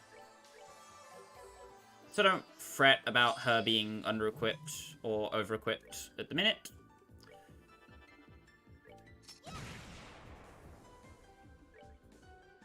I think I can Aqua Bleed. Yeah, I can. Boop and boop. Alright, what is next? You want to take the second teleporter? Here's a new enemy, the Bone Mage. Bone Mages are quite scary. It can use, like, medium-level arts. For example, Earth Lance. Which is particularly damaging at this point. Especially if it gets a bloody crit. Jesus. I'm gonna try and manipulate turns so she didn't get crit. It went for airstrike there, luckily. But this is one of the few examples of an enemy where Seal from Ascension will not put it down because it uses almost exclusively arts. Which can make it quite a pain to deal with. And it's also relatively fast, which means if it decides to cast Tear, you may just be stuck in a loop, wasting your own EP for a bit. Particularly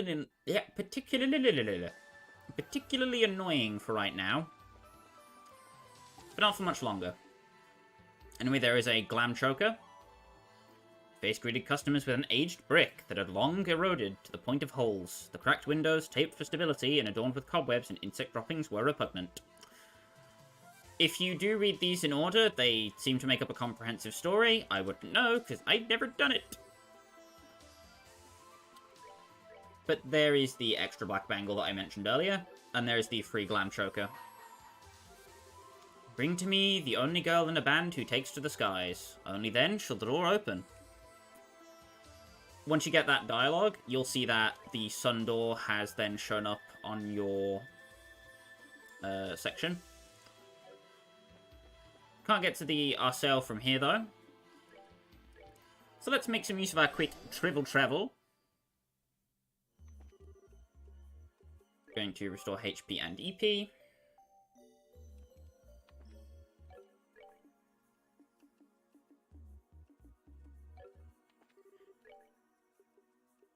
And then we want to synthesize.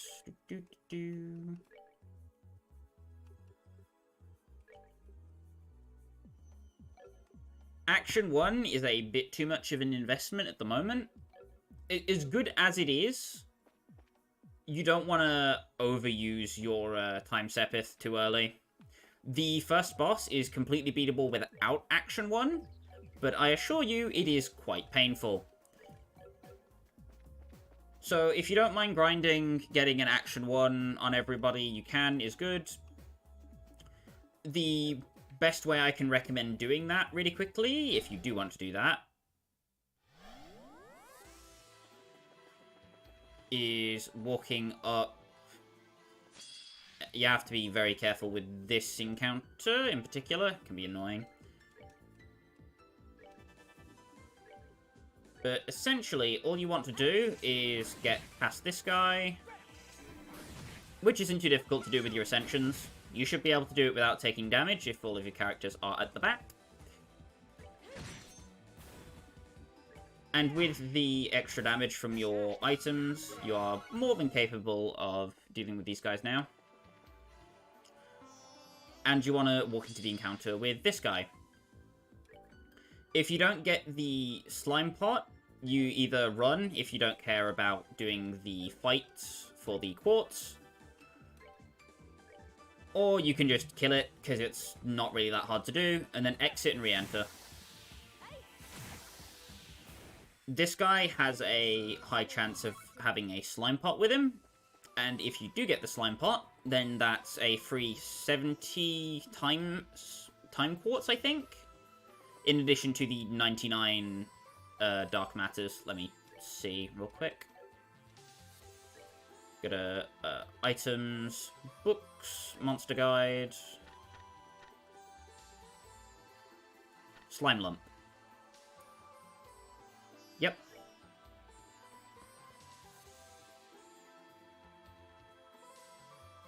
Oh, hell. It's capable of dropping meat.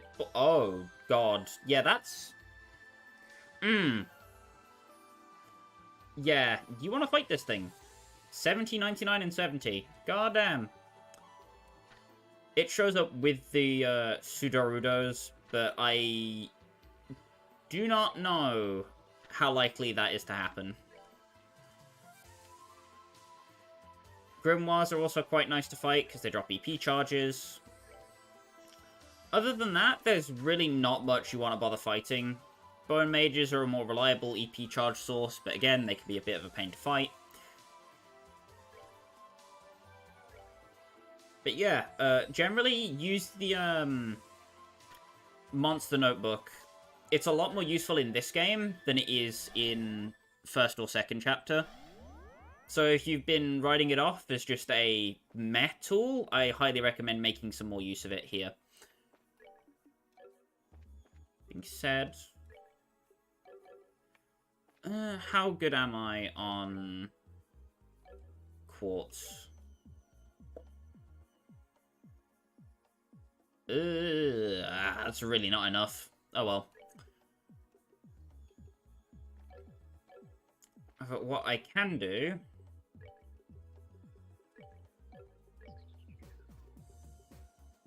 is, because we got that extra space quartz, I can make range, which is now available. It wasn't before, but now it is. Want to slap that on Tita's slot there, because EP cut and range gives you access to Dark Ascension. Dark Ascension? No. I'm mixing two freaking skills. Dark Matter. God. Why am I thinking of Blue Ascension? What is wrong with me? Anyway. You absolutely want all of that.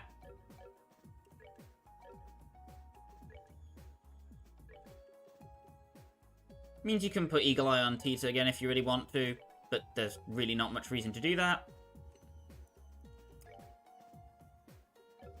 In addition,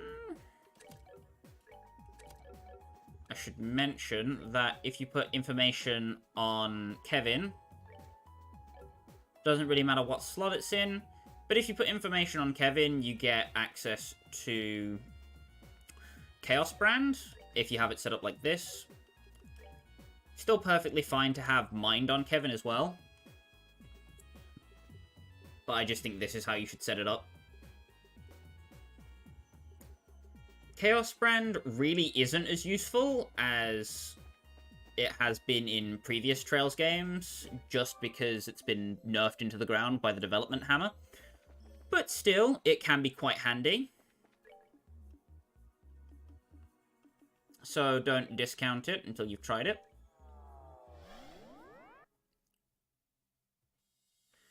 Head back to Jade Corridor 1. And, well, there's only one other way to go. Ignore the, visual effects sometimes not working. That is just a byproduct of the Steam port of this game. Not the developer's fault or anything, just porting from Vita to PC is a pain in the neckerchief. So I can understand why that might be a bit difficult. Anyway, I'm going to show off why Dark Matter is so damn good here. Purely because I think it must be done.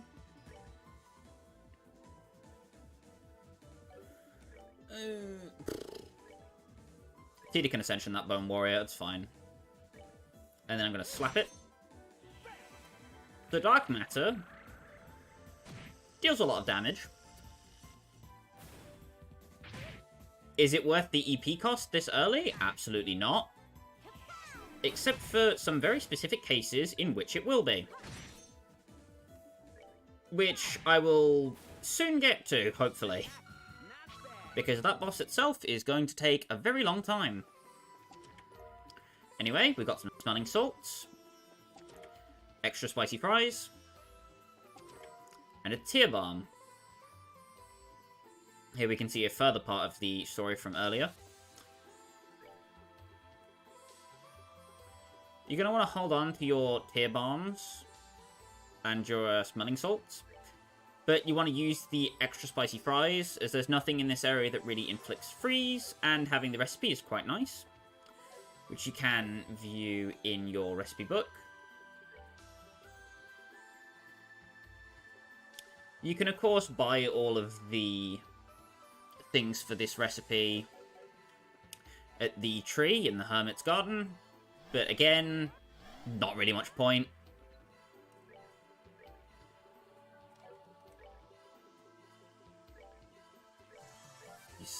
Here.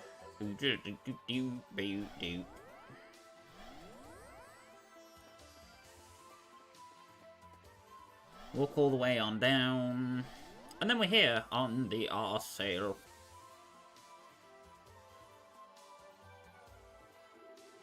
What a beautiful airship. It's not just pretty either.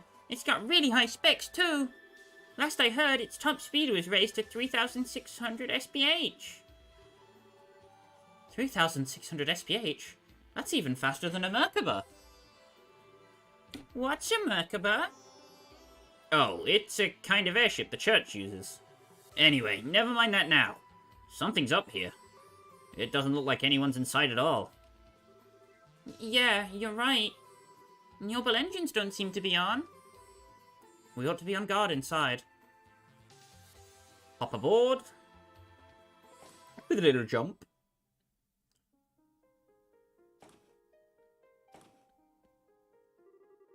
There are no signs of life in here at all. The ship must have been abandoned for at least a few days, if not more. The orbital power seems to be completely down too. Makes me wonder if there was some kind of problem with the engines.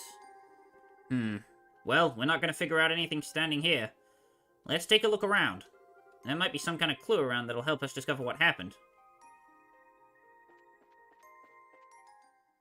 You want to ignore that and head straight on through into the back, where you'll find royal spikes. The royal spikes give you plus 10 agility, plus 70 defense, and plus 3 move.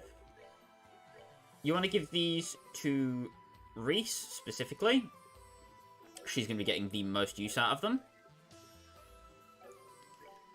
You can give them to Tita if her low move is becoming a concern of yours, but otherwise, there's not really much reason to. So, note that we can't go into the bridge because the engines are off, which means that we do have to work our way down to the engine room. However, there are a couple of places we can stop by first. A recipe was written on a scrap of paper within. Learn the recipe for easy paella. Do you have any idea how old that dish was? No, but it's mine now. The easy paella is a sit-down dish with relatively inexpensive requirements. That heals 4,000 HP.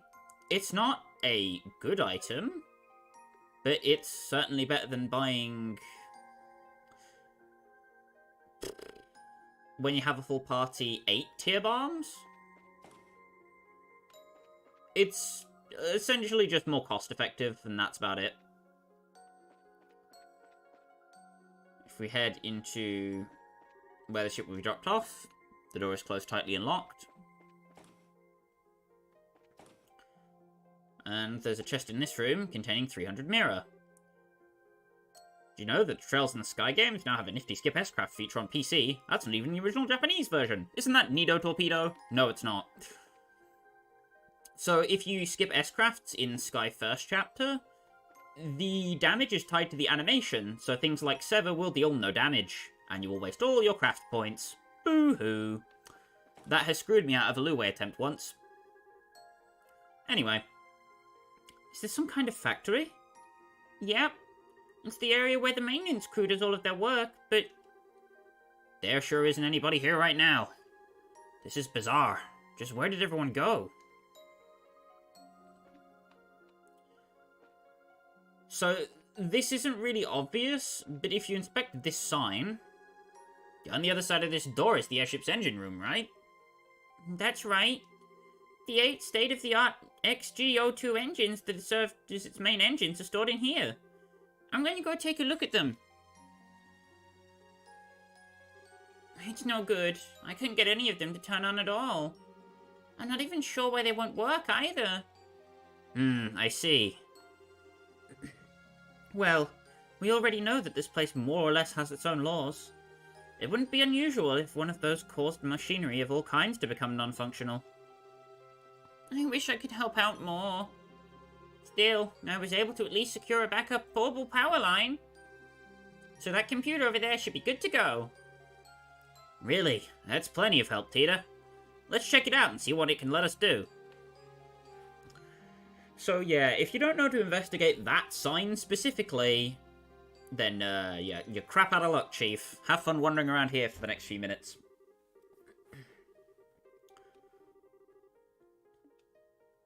And we can select an area to unlock.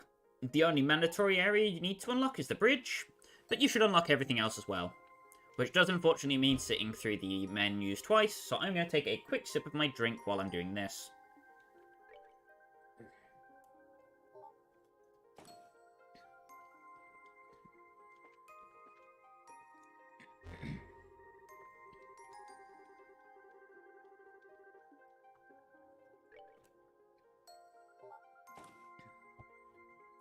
Right. Now, if you head to those in reverse order,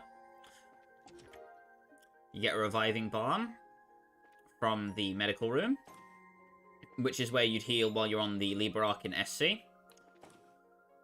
Head into the conference room, and you get hit to.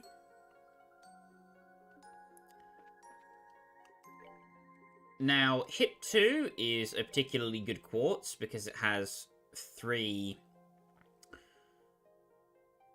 mirage value, if my brain can think. Which means that at maximum, it is possible to have 10 mirage value, which is insane.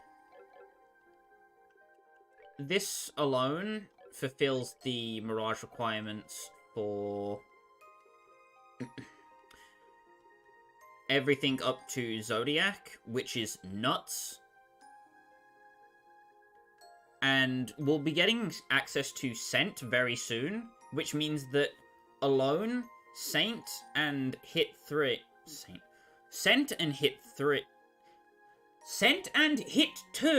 if I can get the number right, is enough to give you access to Saint, which is freaking amazing.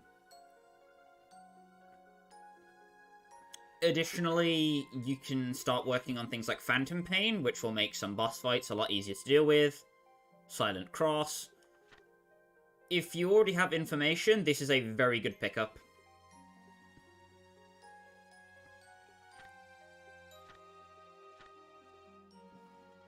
Forte will also be in reach very soon.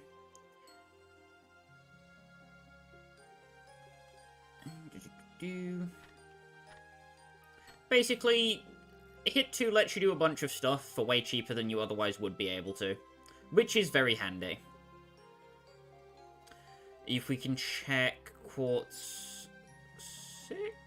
Is it Quartz 6 or Quartz 5? Quartz 5. Scent is 2 Earth, Water, and Fire.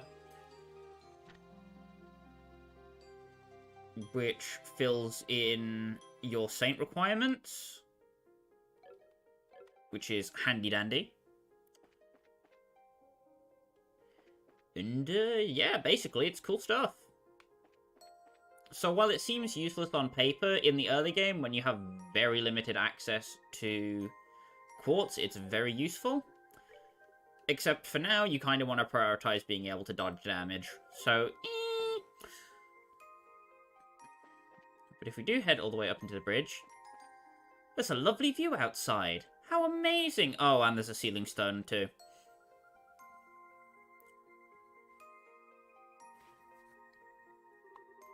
Another one of these, huh?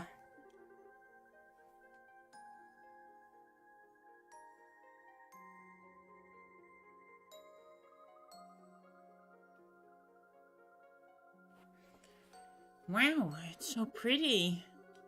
What is it, though? It's called a sealing stone. This is just like that stone you were imprisoned in, as it so happens. It was this pretty? It's still weird to think about it, but at the same time, it's kind of nice, too.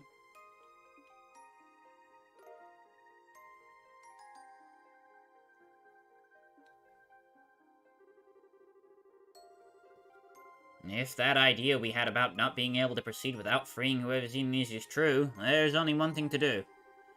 Ready to head back to base and unlock this little guy? Of course. Okay.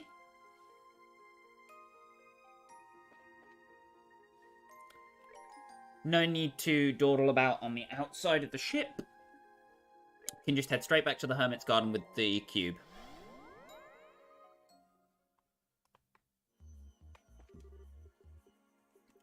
Whenever you are ready to open new area, just unleash the sealing stone.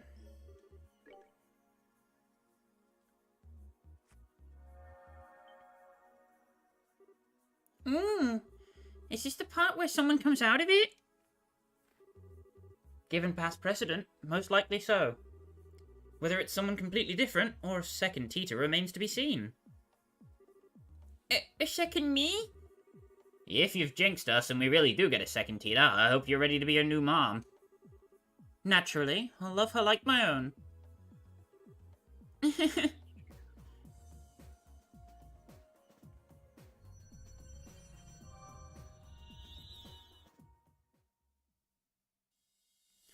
And with that, the barrier sealing the pathway down there has moved.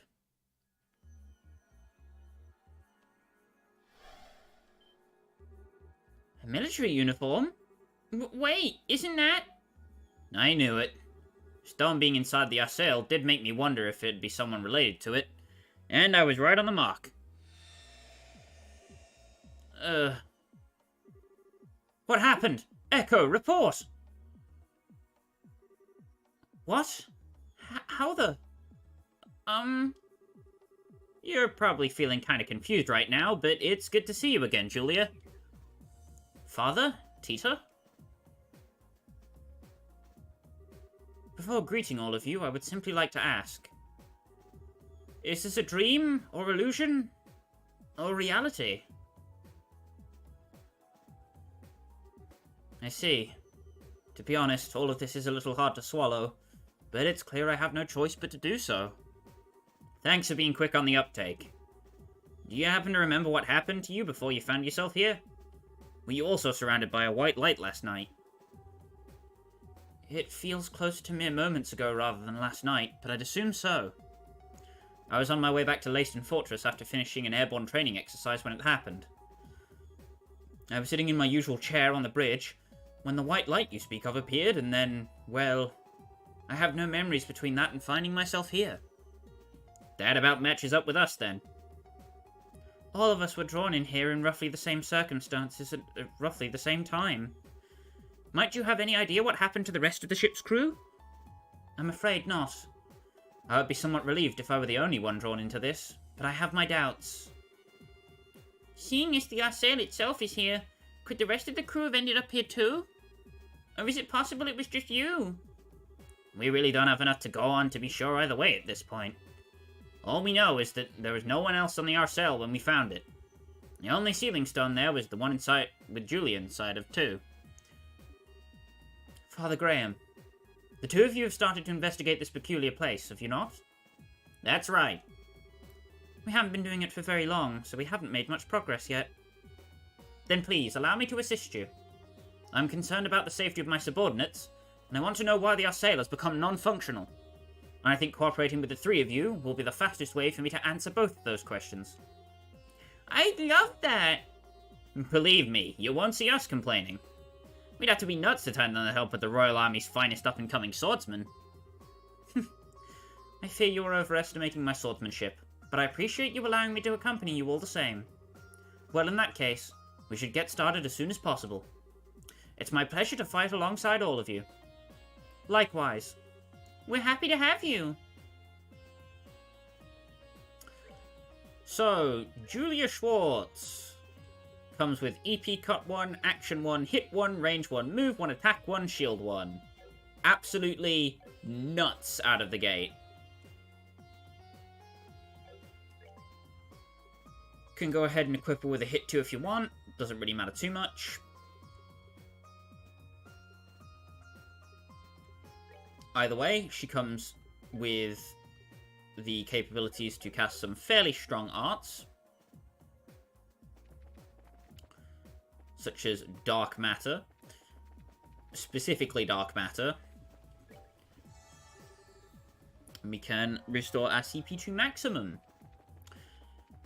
Now that the pool has refreshed.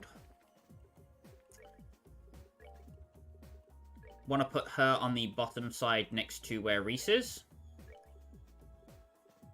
We do want to move everybody up a little bit.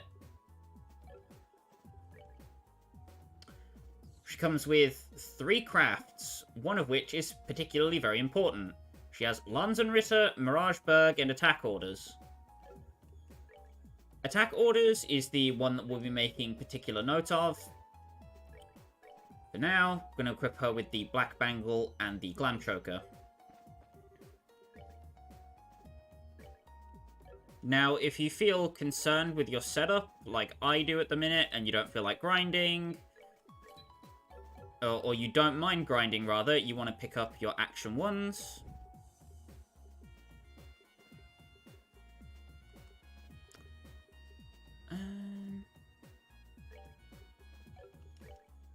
I'm going to take the information off of Kevin here.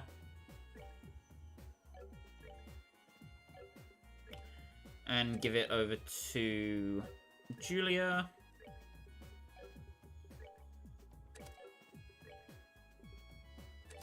Consider the action 1. Give Reese action 1. Give her attack 1 back. This is purely just for the stat buff. Like I say, without having the 10% speed increase, Kevin only has 40 speed. With this he has 44, which does stack up. It's just really awkward when you're going to get an upgrade very soon. But, you know, I've got time to grind off stream, so it's not too bad. For me, at least. But then again, if you don't have time to grind, why are you playing Nightmare Mode? Do you hate yourself? Right. Want to save now that all of that dialogue's out of the way, and if you got everything off of the Arseille, you're ready to move on. This is the final section of the Jade Corridor. And to boot, as you can see in the background in the top right there, it has a bunch of enemies in it that aren't particularly pleasant to fight. Ooh, ooh, ooh, ooh. Slime lump, slime lump. Crud.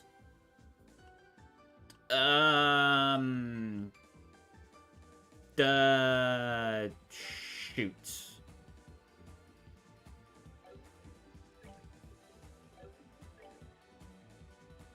Okay, if I have to panic S-Craft, I have to panic S-Craft. It is what it is.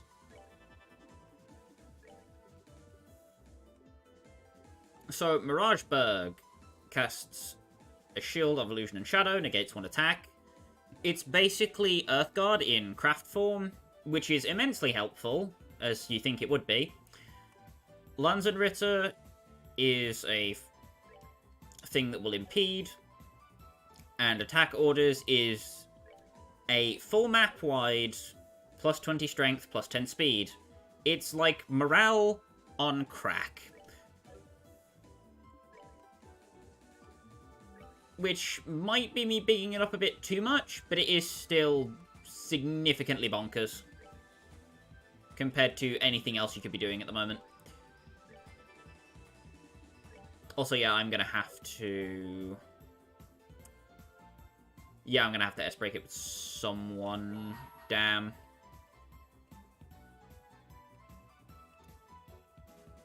I'll get the front. Boop.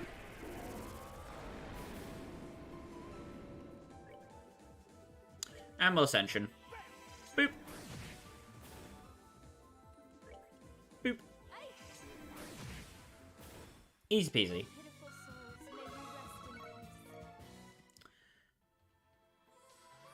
So, going into the monster guide real quick. The Bone Rangers. Capable of dropping almost the same things that everything else is. Skeletal warrior that wanders through the underworld in search of a body. Throws status bones.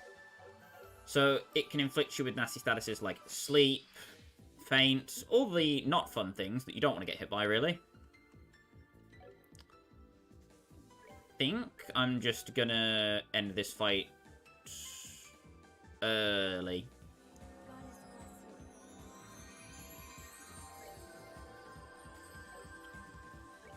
Oh god, I don't know.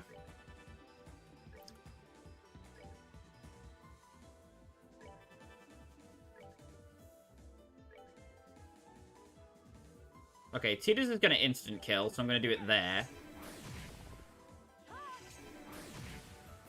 Boop. Die. Ah, crud. Damn, I can't get both, really? Meh. Boo.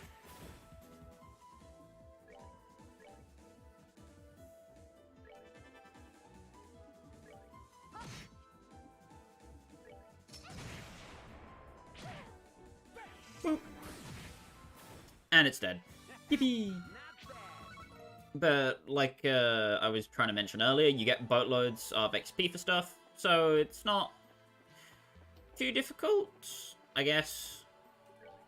You can kind of use craft willy-nilly, and there's not really much punishment. And Julia showing off her bulk right there, where she has particularly high offensive stats for this early in the game. Reese needs that CP the most, I think. Ow!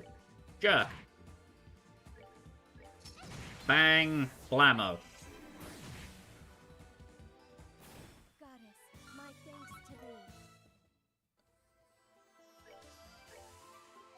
Important to heal up between every fight, especially with characters that have a really, really low HP pool, like Tita do. Tita do? Tita does. Tita is what it is, what it isn't. I'm just gonna move Kevin. Whap him.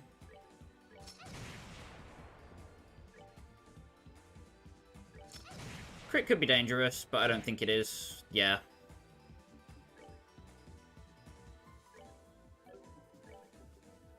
Going to Sacred Breath. Get the healy wheelie automobile. And then Reese can slap it. Huzzah! Kevin gets to level 95 and gets Cross Gear Rage 2. It's not that much of a power-up, but it is a power-up, quote-unquote. So it's still handy.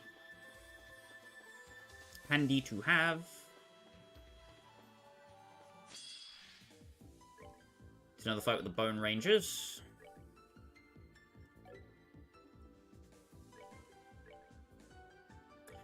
Going to Ascension right there. Can just do the same on everyone. Cross Gear Rage 2 also inflicts attack delay, which is the particular upside of it.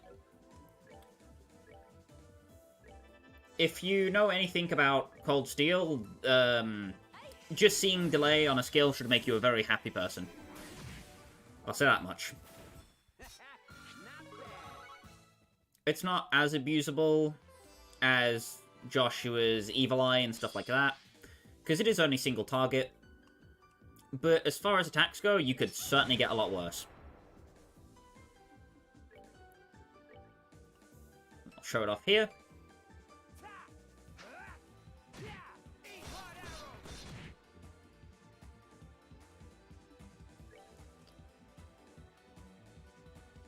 It's quite a significant delay.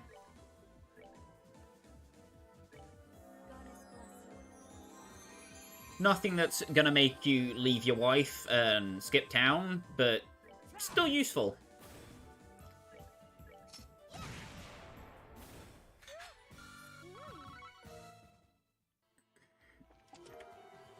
Getting the Earth, Water, Fire, and Wind Sepith. Do you remember?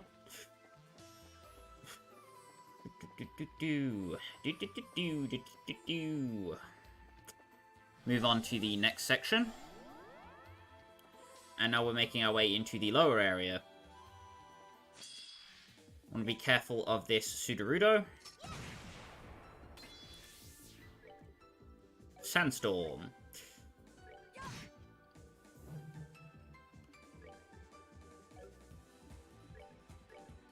Going to Aqua Bleed. And Aqua Bleed again. And then it will die. Oh, lovely. Get 2 level ups there. Very nifty.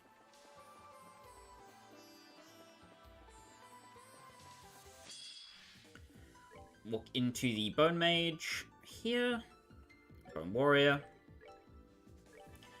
And just focus the Bone Mage, pretty much. If any of your Ascensions don't kill the Bone Mage, or if you do kill the Bone Mage, they'll move over to the Warrior, who melts.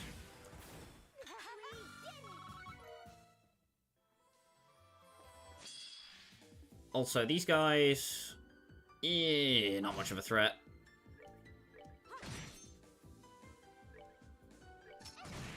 Tita can just kind of blow them up. Kevin's going to hit the one with the Death Blow turn bonus. And I want Reese to get a hit. Just because of the Lunar Seal. You get 2 more items. The Fishy Finale. And the Higher Element Sepith. So Time, Space, Mirage.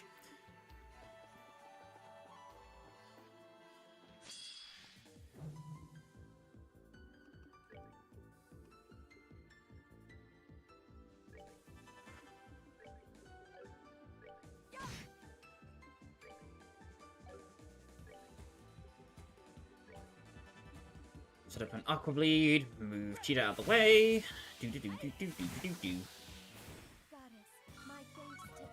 Drops a Tear Bomb, very nice. And then there's a couple bony fellas. Go for an Ascension. 1 shot. Sadly, can't get Reese up there fast enough before Kevin absolutely domes this man. I say this man, it's a skeleton. It could be anything. A skeleton they. Oh, God. Right, Ascension. And then I'm just going to move on the spot, because I really want Reese to have max CP for this boss. Flap. Get the Juicy Bone. And we can keep walking down. Another Sudowoodo. Bone Warrior and a Grimoire.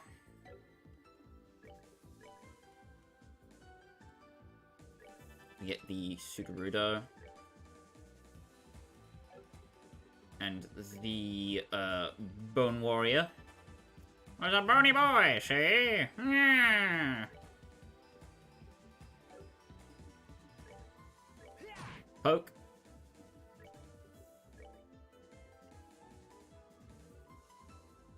And then I will Aqua Bleed the boy. Which should do.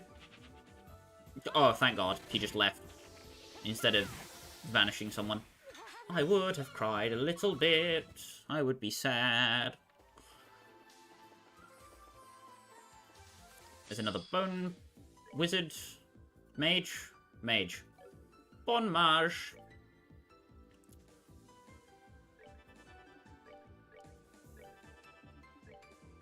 Early game is basically just about prioritizing your Ascension targets. That's pretty much it. How quick can you get sick of this new spell? Very is the answer. Very.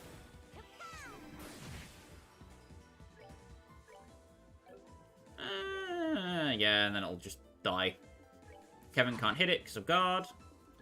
And then Reese can finish it. Slap. My thanks to thee. Kevin goes up to level 96. Oh, this poor boy. Not the poor boy! No! And... 3.1k. God damn. Kevin is a savage. Oh! Oh! Crap! Crap! Crap!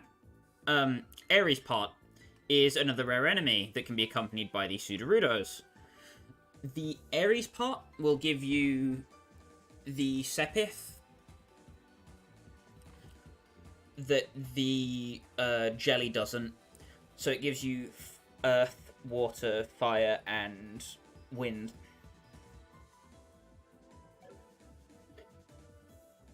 I just grinded for this S-break as well. Of course I have guard, so anything I do here is not going to matter. Poke. Ah, crap.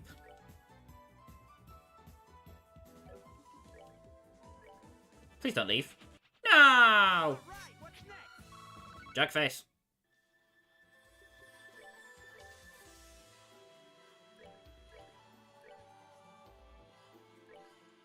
All I know is that I'm not wasting that S-break. Praise be to the autosave. No, it's just normal. Oh well.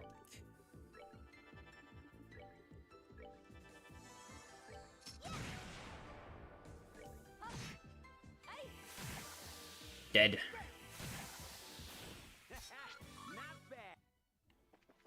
Sad no Ares pot, but oh well.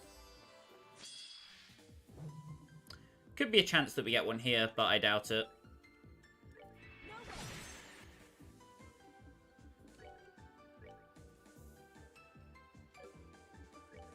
Going to attack with the AoE. And then I will Soul Blur the Sudowoodo. Do-do-do-do-do-do. Ow. Ow! Stop it now! Roos gets back all the way up. And Aqua Bleed. 2 level ups. Tricolored Rice and Juicy Bone. Oh, crap.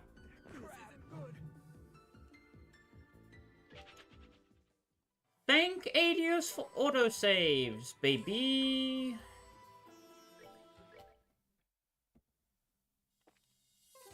Truly, autosave is a beautiful thing.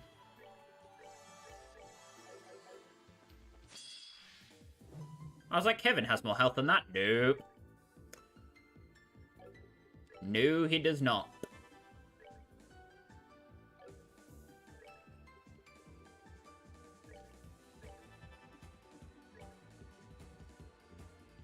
Aqua Bleed.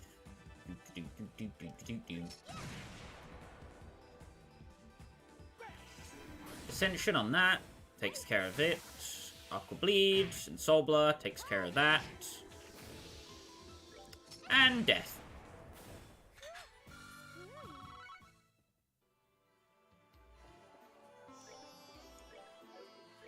I need to take my own advice and save between fights. Or not save, heal between fights, rather.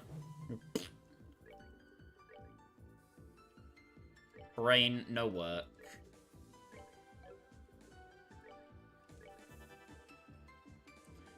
And now I can't use Tita because she's gonna vanish them all. Bleh.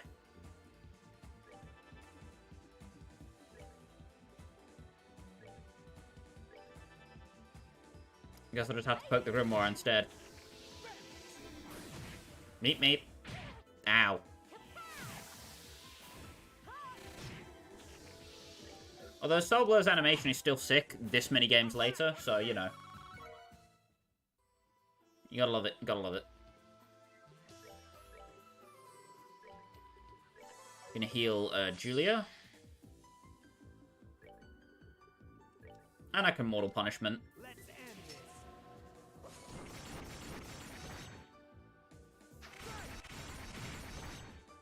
Ah, phooey.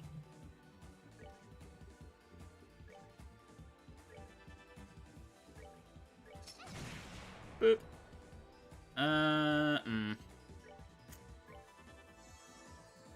Yay, it's slow. Boo. Damage. Don't like that one. Attack.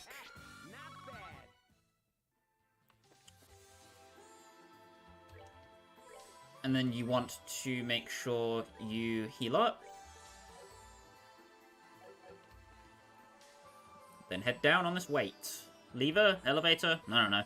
I would not be caught dead standing on this thing, though. That looks hella unsafe and way too fast for me to be comfortable standing on that thing.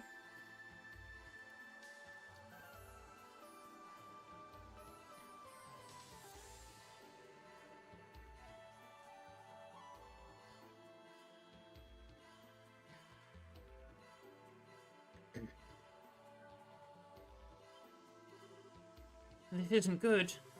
Noticed it too, huh? Noticed what? Do you sense monsters? I can't feel anything of the sort. That's normal. I doubt anyone who isn't part of the church would recognize what's going on. It's a peculiar kind of rotting smell. The scent of the underworld. It's faint, but it's there, and it's coming from the area up ahead. Whatever is lying in wait for us, it's going to be unlike any of the other fiends we have fought up to this point. We're going to need to be exceptionally careful. Uh-oh! That's unfortunate. Still, if we intend to proceed with our investigation, we have no choice but to advance, whatever may stand in our way. You want to immediately hit this thing up. Don't believe you can make any new quartz. So no particular worries about that. Unless you didn't get a range, in which case you can get one from here. Which is much better value for your Sepith than the move, but, you know, bleh.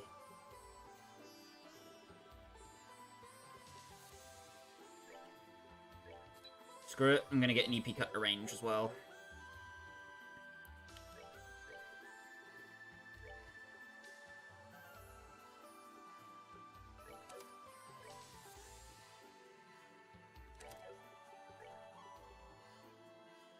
We don't really need Curia, as weird as it sounds.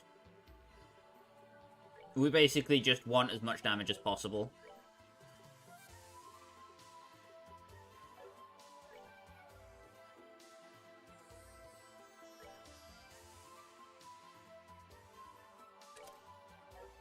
The HP's boost as well isn't as important as the mind one, so if you have to make a choice between which one you're keeping and which one you're chucking out, there you go.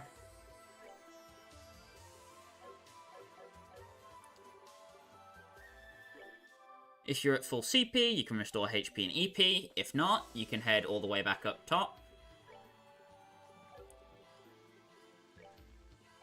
And fair warning, you want to upgrade your fitted leather right the hell now.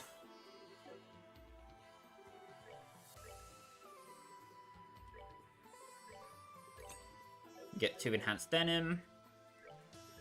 Put those on Kevin and Reese.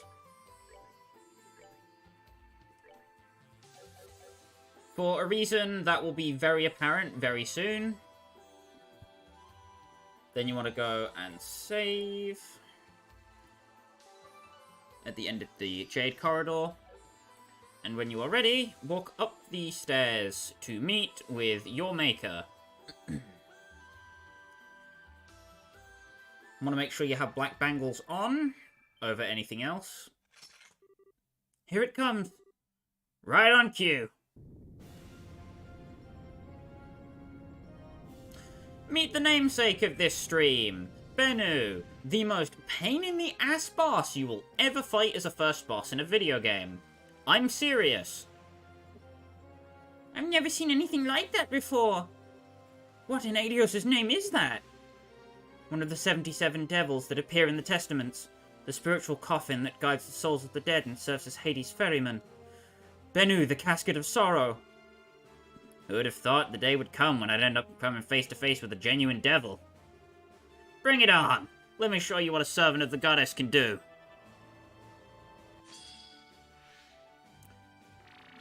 So, Bennu uses Covetous Tongue. Covetous Tongue is an attack that inflicts damage and also leeches life from the target and gives it to Bennu, which means that there is no point in dealing damage to him yet. First thing you want to make sure you do with Kevin's turn is cast Braille Sphere after Bennu does its attack with 200 CP. And the Sudowoodo Geezers. Statue with an evil will. Stand still and breathe fire at foes. You want to take out one of the Sudowoodos, and this is fairly doable. All you have to do is Aqua Bleed. Over on Reese's turn, you want to give Kevin a Holy Blessing to restore his CP. And with... God. Julia, you want to use attack orders. This will speed up the rest of your party and make it much easier for them to deal damage to all of the geezers.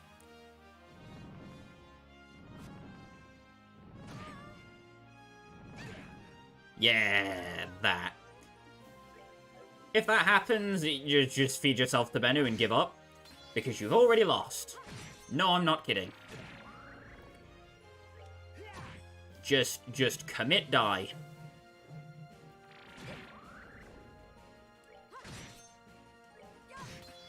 It's... I don't know. This fight's particularly hard to get a handle on. If you let one of your party members go, you may as well give up, because you're not going to make that momentum back anytime soon. You can see just looking at the turn order. Which, again, isn't so bad.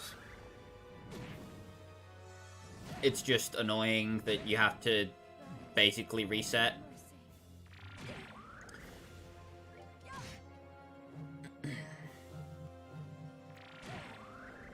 Boop. Okay, from the top. And he uses Covetous Tongue.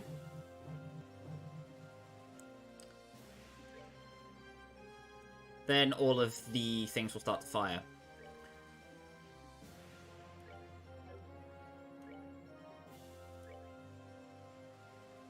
Going to focus the left two.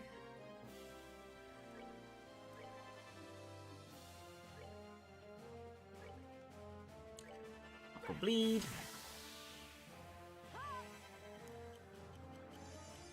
The reason why I have Reese placed where she is because you can use Arc Fencer to stop at least one of them, which does become quite important. They're spread out at a distance that means you can't reach all of them, which is annoying, I know, but it gives you some wiggle room.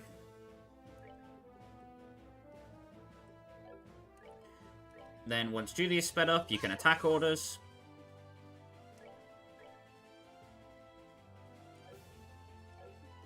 And Tita is going to be your main source of healing in this phase of the fight, at least.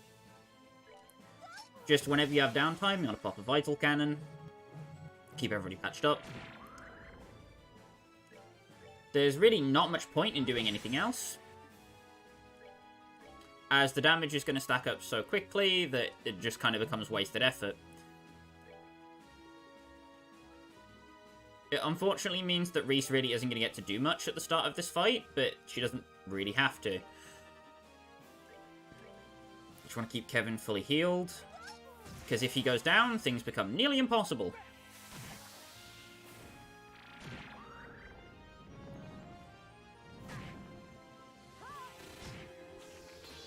Well, that's a waste. Oh well. I'm gonna Arc Fencer.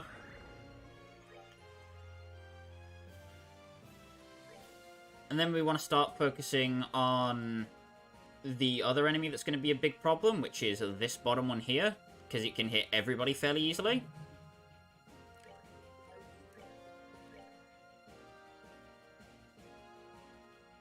If that geezer just went for One of them, that's great. I need to be very careful where I position Tita here. There we go.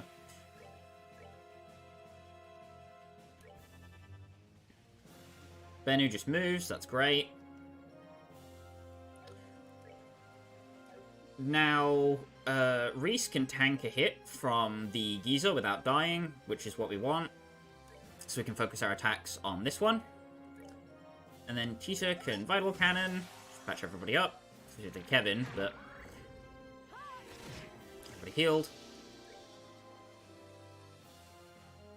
That one is attacking last, so it will die before it gets to do anything threatening. Very nice.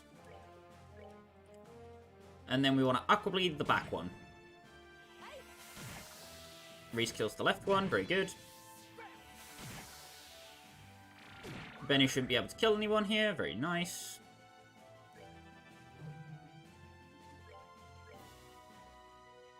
And now Vital Cannon hits everyone who needs it, which is lovely.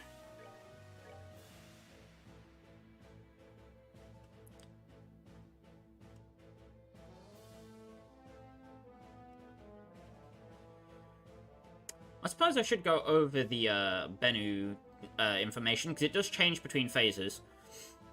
Living core containing Bennu. Hard to damage with arts, drains HP from its prey. Yeah, those, like, malleable face things on it, those are human fleshies. Yoicks.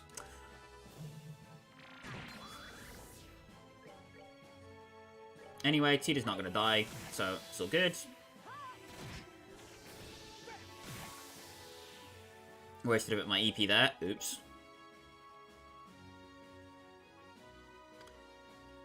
More worth it to heal than move. Ow. We're going to use Holy Blessing to boost Tita's HP and give her some TP back.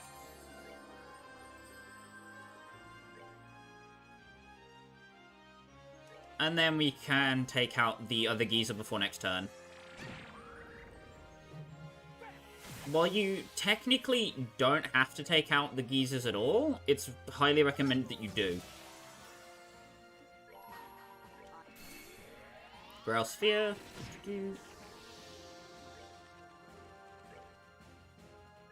Aqua Bleed, which will kill this thing. And now we need to set up our buffs again. So we'll attack orders, and we'll clock up. On Julia. The next step, once you have all the Geysers down, you just want to start attacking Bennu with physical damage. He's not too hard to take down. You just have to be very cautious of his covetous tongue.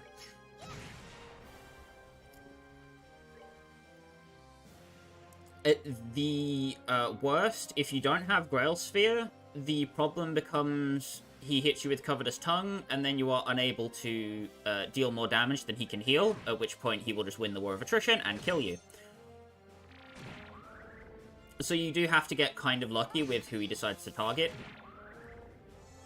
But thankfully, I think we're in the clear. Because I don't think he can attack fast enough. No, he cannot. Okay, Phase 2 of Bennu. We have destroyed the Living Shield. This is the one that you need to prepare meticulously on, because if you don't, the final phase will wipe you. Guides the souls of the dead and acts as Hades' ferryman. Gives silent punishment to sinners. Is weak to space arts with 120, so 1.2 times efficacy. But you don't want to use those yet. As tempting as it might be, you just want to keep hitting Bennu as normally as you can. Which, I'll admit, does take a while, because you don't hit for a lot of damage. Even with the benefits of the strength up. Bennu will also ready single target arts that deal strong damage, which is a problem.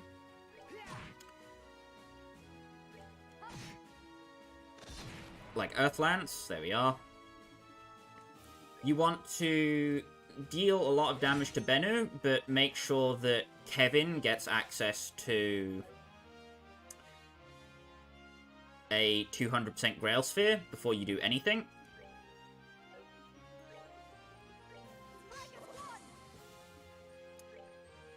You also need to have all of your casters who can use Dark Matter ready to cast it as soon as possible.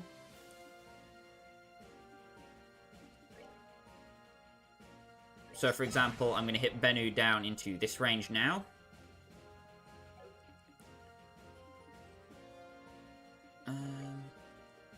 And then I'm going to...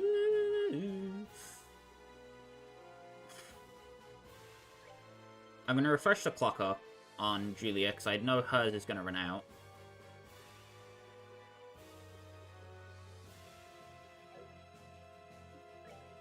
And I'm going to use Holy Blessing on Tita.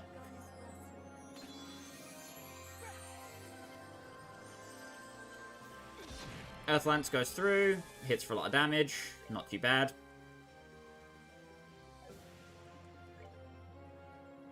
Julia doesn't really hit for a lot, so restoring her CP isn't too bad.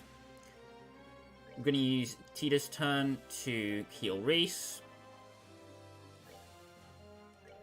Same with Kevin.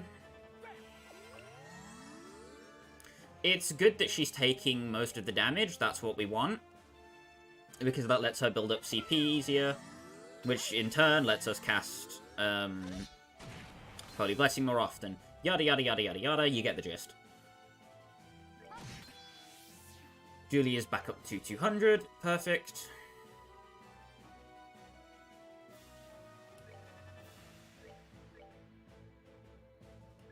And she is healed.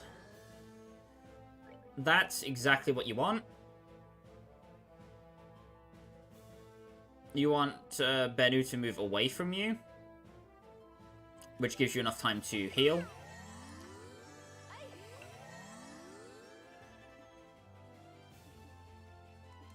And then you want to move everybody as close to Bennu as you can get them.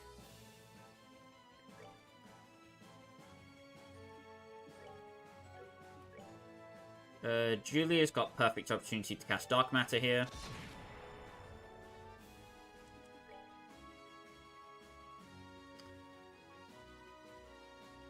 And then Tita can go for an attack, which opens his third phase.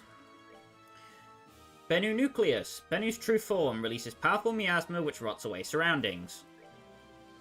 Want to cast Dark Matter on everyone who has it available. This is about 3,000 to 2,500 damage, depending on which character you're using. And if you change his phases, it will interrupt whatever Bennu is casting. Whenever Bennu is in this phase, he will channel a powerful attack for, I think, 40 delay? I'm not entirely sure. Which will then inflict, or have a chance to inflict sleep on the party, which is why you want those black bangles. And it can also inflict mute, which can completely screw you over as well. It's purely on your prerogative if you want to Dark Matter or not, but I'm going to here. Dark Matter. And then I'm going to Grail Sphere. And this protects everyone in your party from 2 attack cycles from the boss.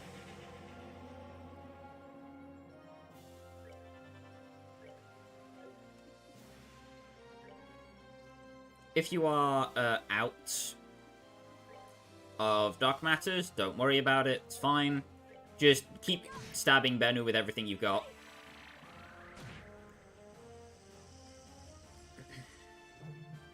He's going for another. Stack it again. And then we're back to not having any protection. It's this turn where you want to use Holy Blessing on Kevin.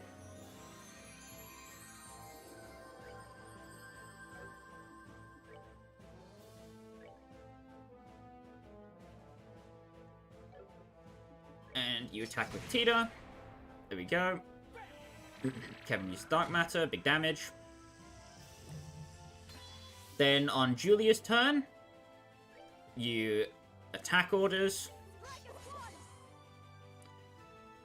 If you think you need to with Kevin after everybody's S broken, you can use Grail Sphere to protect them. You should be like this. Otherwise, pop all your other S breaks, and Bennu should go down.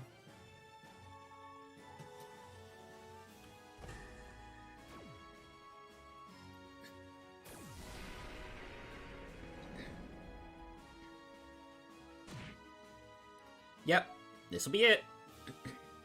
Come on, Julia, it's your debut boss fight. Show us what you can do.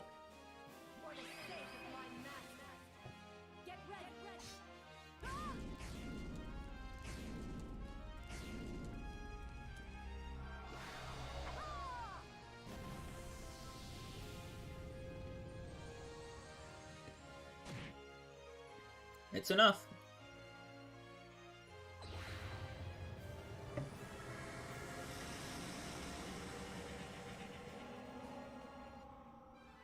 Justice must always prevail. If you killed all the Sodorudos, you get an extra 700 XP. Bennu gives you 1,000. And you get mine too. Reese learned S-Craft, Heavenly Strike. Heavenly Strike is S-Break, hell yeah. Ugh. That was a real devil. It was terrifying. The thought that such fiends exist is... I don't know what to say. Just what is this place? If that's the best you can do, your future looks grim indeed.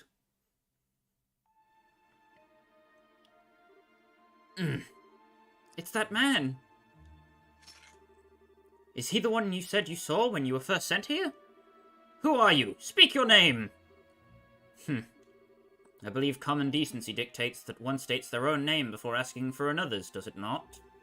Or perhaps you are aware that I already know yours, Captain Julia Schwartz? Whoever you are, you've done your research.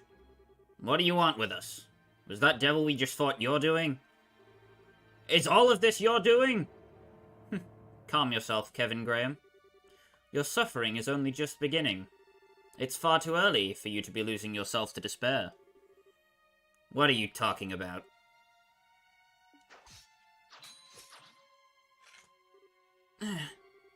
Now's not the time to be reckless, Reese. A Templar Sword of the Septian Church, I see.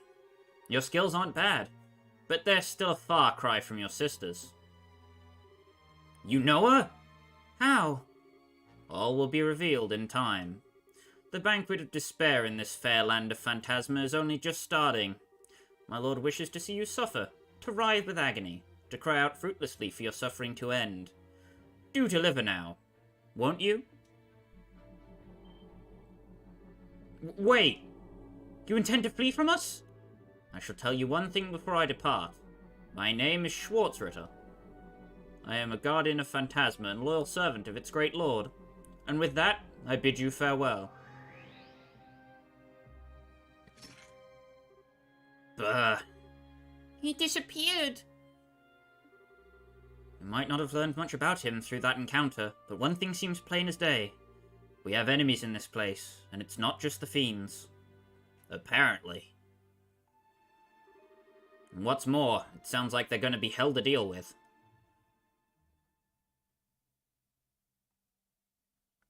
It is Chapter 1, Phantasma complete.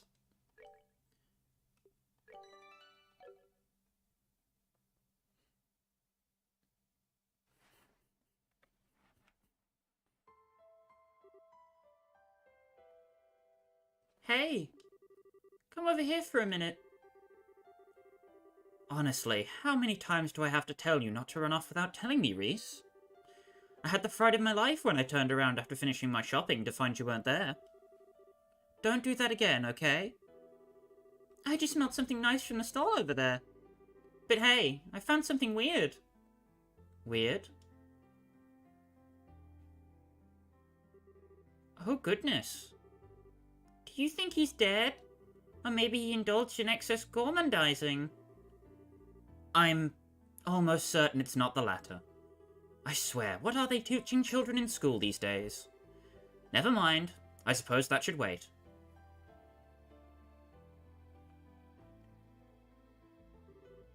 Hey there. Can you hear us? It looks like he's conscious at least. What's the matter? I can't see this being a very comfortable place to sit.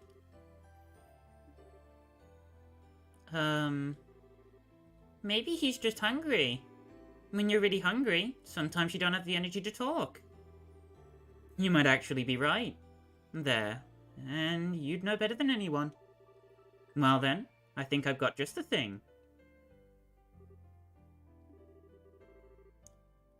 When did you get Quincy Bell chocolate? I bought this for you originally, so I'm sorry, Reese. Do you mind if he has this? Oh, okay. Good girl. Come on, why don't you try some? I think you'll like it, especially if you like sweet things. Quincy chocolate's the best there is. There might be a brand that tastes nicer, but they've got the best balance between taste and cost. See? That's a glowing review coming from none other than my darling little sister. The taste should help you warm up a bit too. Go on, see what you think. What was that? Oh. I said, get lost. Just leave me alone. Please. What should we do? So you're not going to take me up on my offer, huh? I guess I'm left with no choice. Why are you eating it?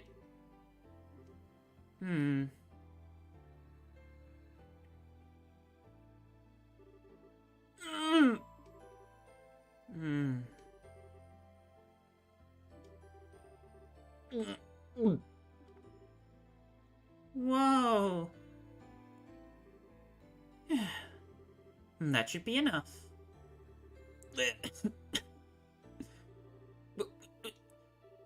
What the hell was that for? Looks like that did the trick. See, I told you sweet things are great for perking you up. That wasn't the chocolate. It was you being a maniac. What kind of girl does that to a kid they just found on the street? Are you some kind of pedophile or something? Oh my, the Sunday school curriculum really seems to have changed since I went there. But where else could you and Reese be picking up these fancy words, I wonder? I don't think that's really the problem. Yeah, what she said. Wait a sec. Your clothes look familiar. Oh, come to think of it, I haven't introduced myself yet, have I?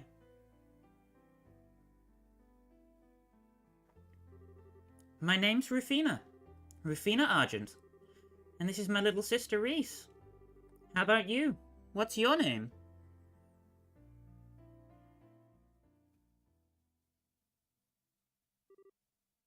Kevin. Kevin? Are you listening?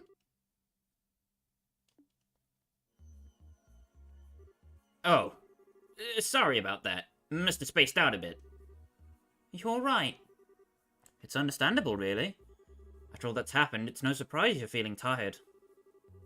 Maybe you should rest up some before we keep going. Nah, don't worry about me. Anyway, we're about to start going over all the information we've gathered so far, right? Yes, but...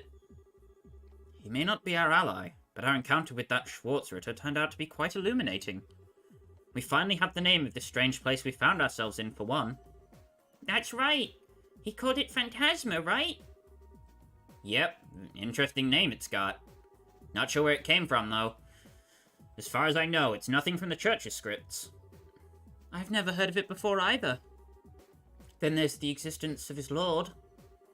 Well, judging by how the guy spoke of them, that must be the big boss around here.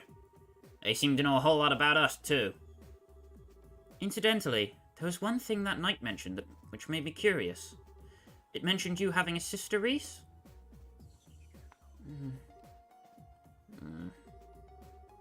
Oh my, I didn't mean to pry into your personal affairs. Should I not have asked? Nah, I don't blame you for being curious. As he said, I did indeed have a sister. Her name was Rufina. She was one of the Gralsritter, just like I am now. Reese. I take it that your use of past tense means... Yes, she fell in the line of duty during a mission. Roughly 5 years ago, to be precise.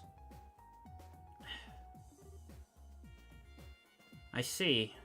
But in that case, how could that man possibly know so much about her skills? I wish I knew. I don't really know much about the work she did. What about you, Kevin? Sorry. I can't think of how she might have met him either. Still, she was known for being one skilled knight. And not just in terms of her strength in battle either. Her judgment and negotiation abilities were top of the class, too.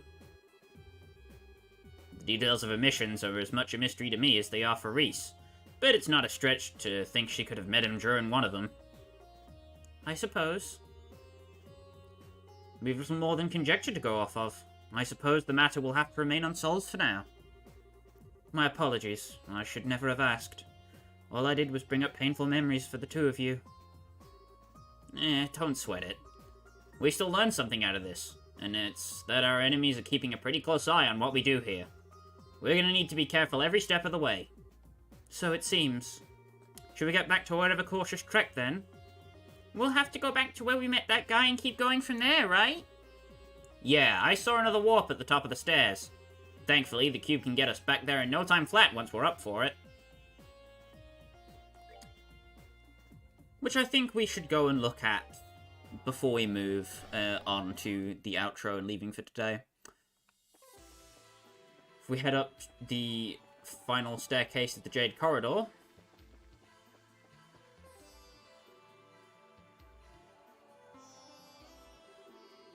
And this is the exit you noticed before, right, Father? Or entrance, perhaps? It's just like that magic circle at the base. Do you think this will take us somewhere completely new? Most likely. It's the only other route I've seen, so we're just gonna have to see where it takes us. And if you head through the end of the Jade Corridor...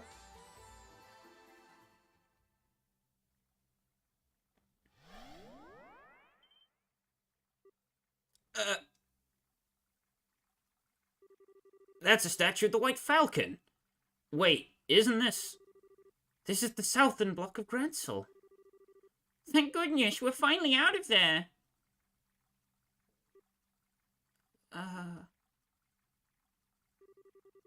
What's up with you, Reese? You look like you've seen a ghost. Well, I can't pretend to be all that familiar with Gransel, but that's not its main gate, is it? What?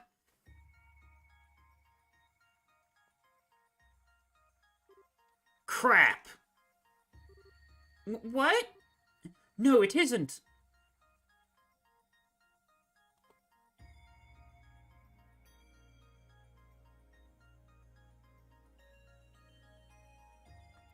Chapter 2, The Otherworldly Capital. Those soldiers aren't the Royal Army! What has happened here? What happened to the capital while I was away? Man, I did not see this coming when we stepped out of that warp. Either something happened here while we were stuck inside that place, or Phantasma is now able to influence the world outside. I apologize, but I cannot stand here any longer. I need to go and check on Gransel Castle. I'm concerned for this city's citizens, but above all, I fear for the safety of Her Majesty and the Princess. I don't blame you, but we're coming with. Strong as you are, going alone isn't smart. But panicking is the worst thing you can do right now. Extraordinary situations like these are when caution and careful thinking are your most valued allies. Blech. You're quite right, of course. I understand. Then castle it is. We should try and investigate the city on our way there too. Keep your eyes peeled, though. The fiends here look like they're not playing around. Understood. Right. First thing you want to do is inspect this monument. which gives you access to Defense 2, Poison and Mute, HP 2, Attack 2 and Seal, Shield 2, Evade 2, Sleep, Impede 2, Action 2, Blind, Move 2, and that's everything. This is why I said upgrades were really close. If you think you can manage Bennu without Action 1, I'd highly recommend saving your time Sepith. Otherwise, not too big of a problem. With all of that out the way, we have assembled a party of 4, arrived in what may or may not be Gransel, and, well, more questions have been presented than have been answered. Thank you all for stopping by stream, be it with just the VOD, if you're finishing it now, watching it after, or if you were here live at any point. I greatly appreciate your help. Doing all of the subscribing, the sharing, the liking, the commenting helps boost these things in the algorithm, lets more people see what I do. Hope you all stay safe, and I will see you all next time, where we hopefully get to the bottom of what's going on here. Stay safe, everyone. Until we meet again. Bye-bye.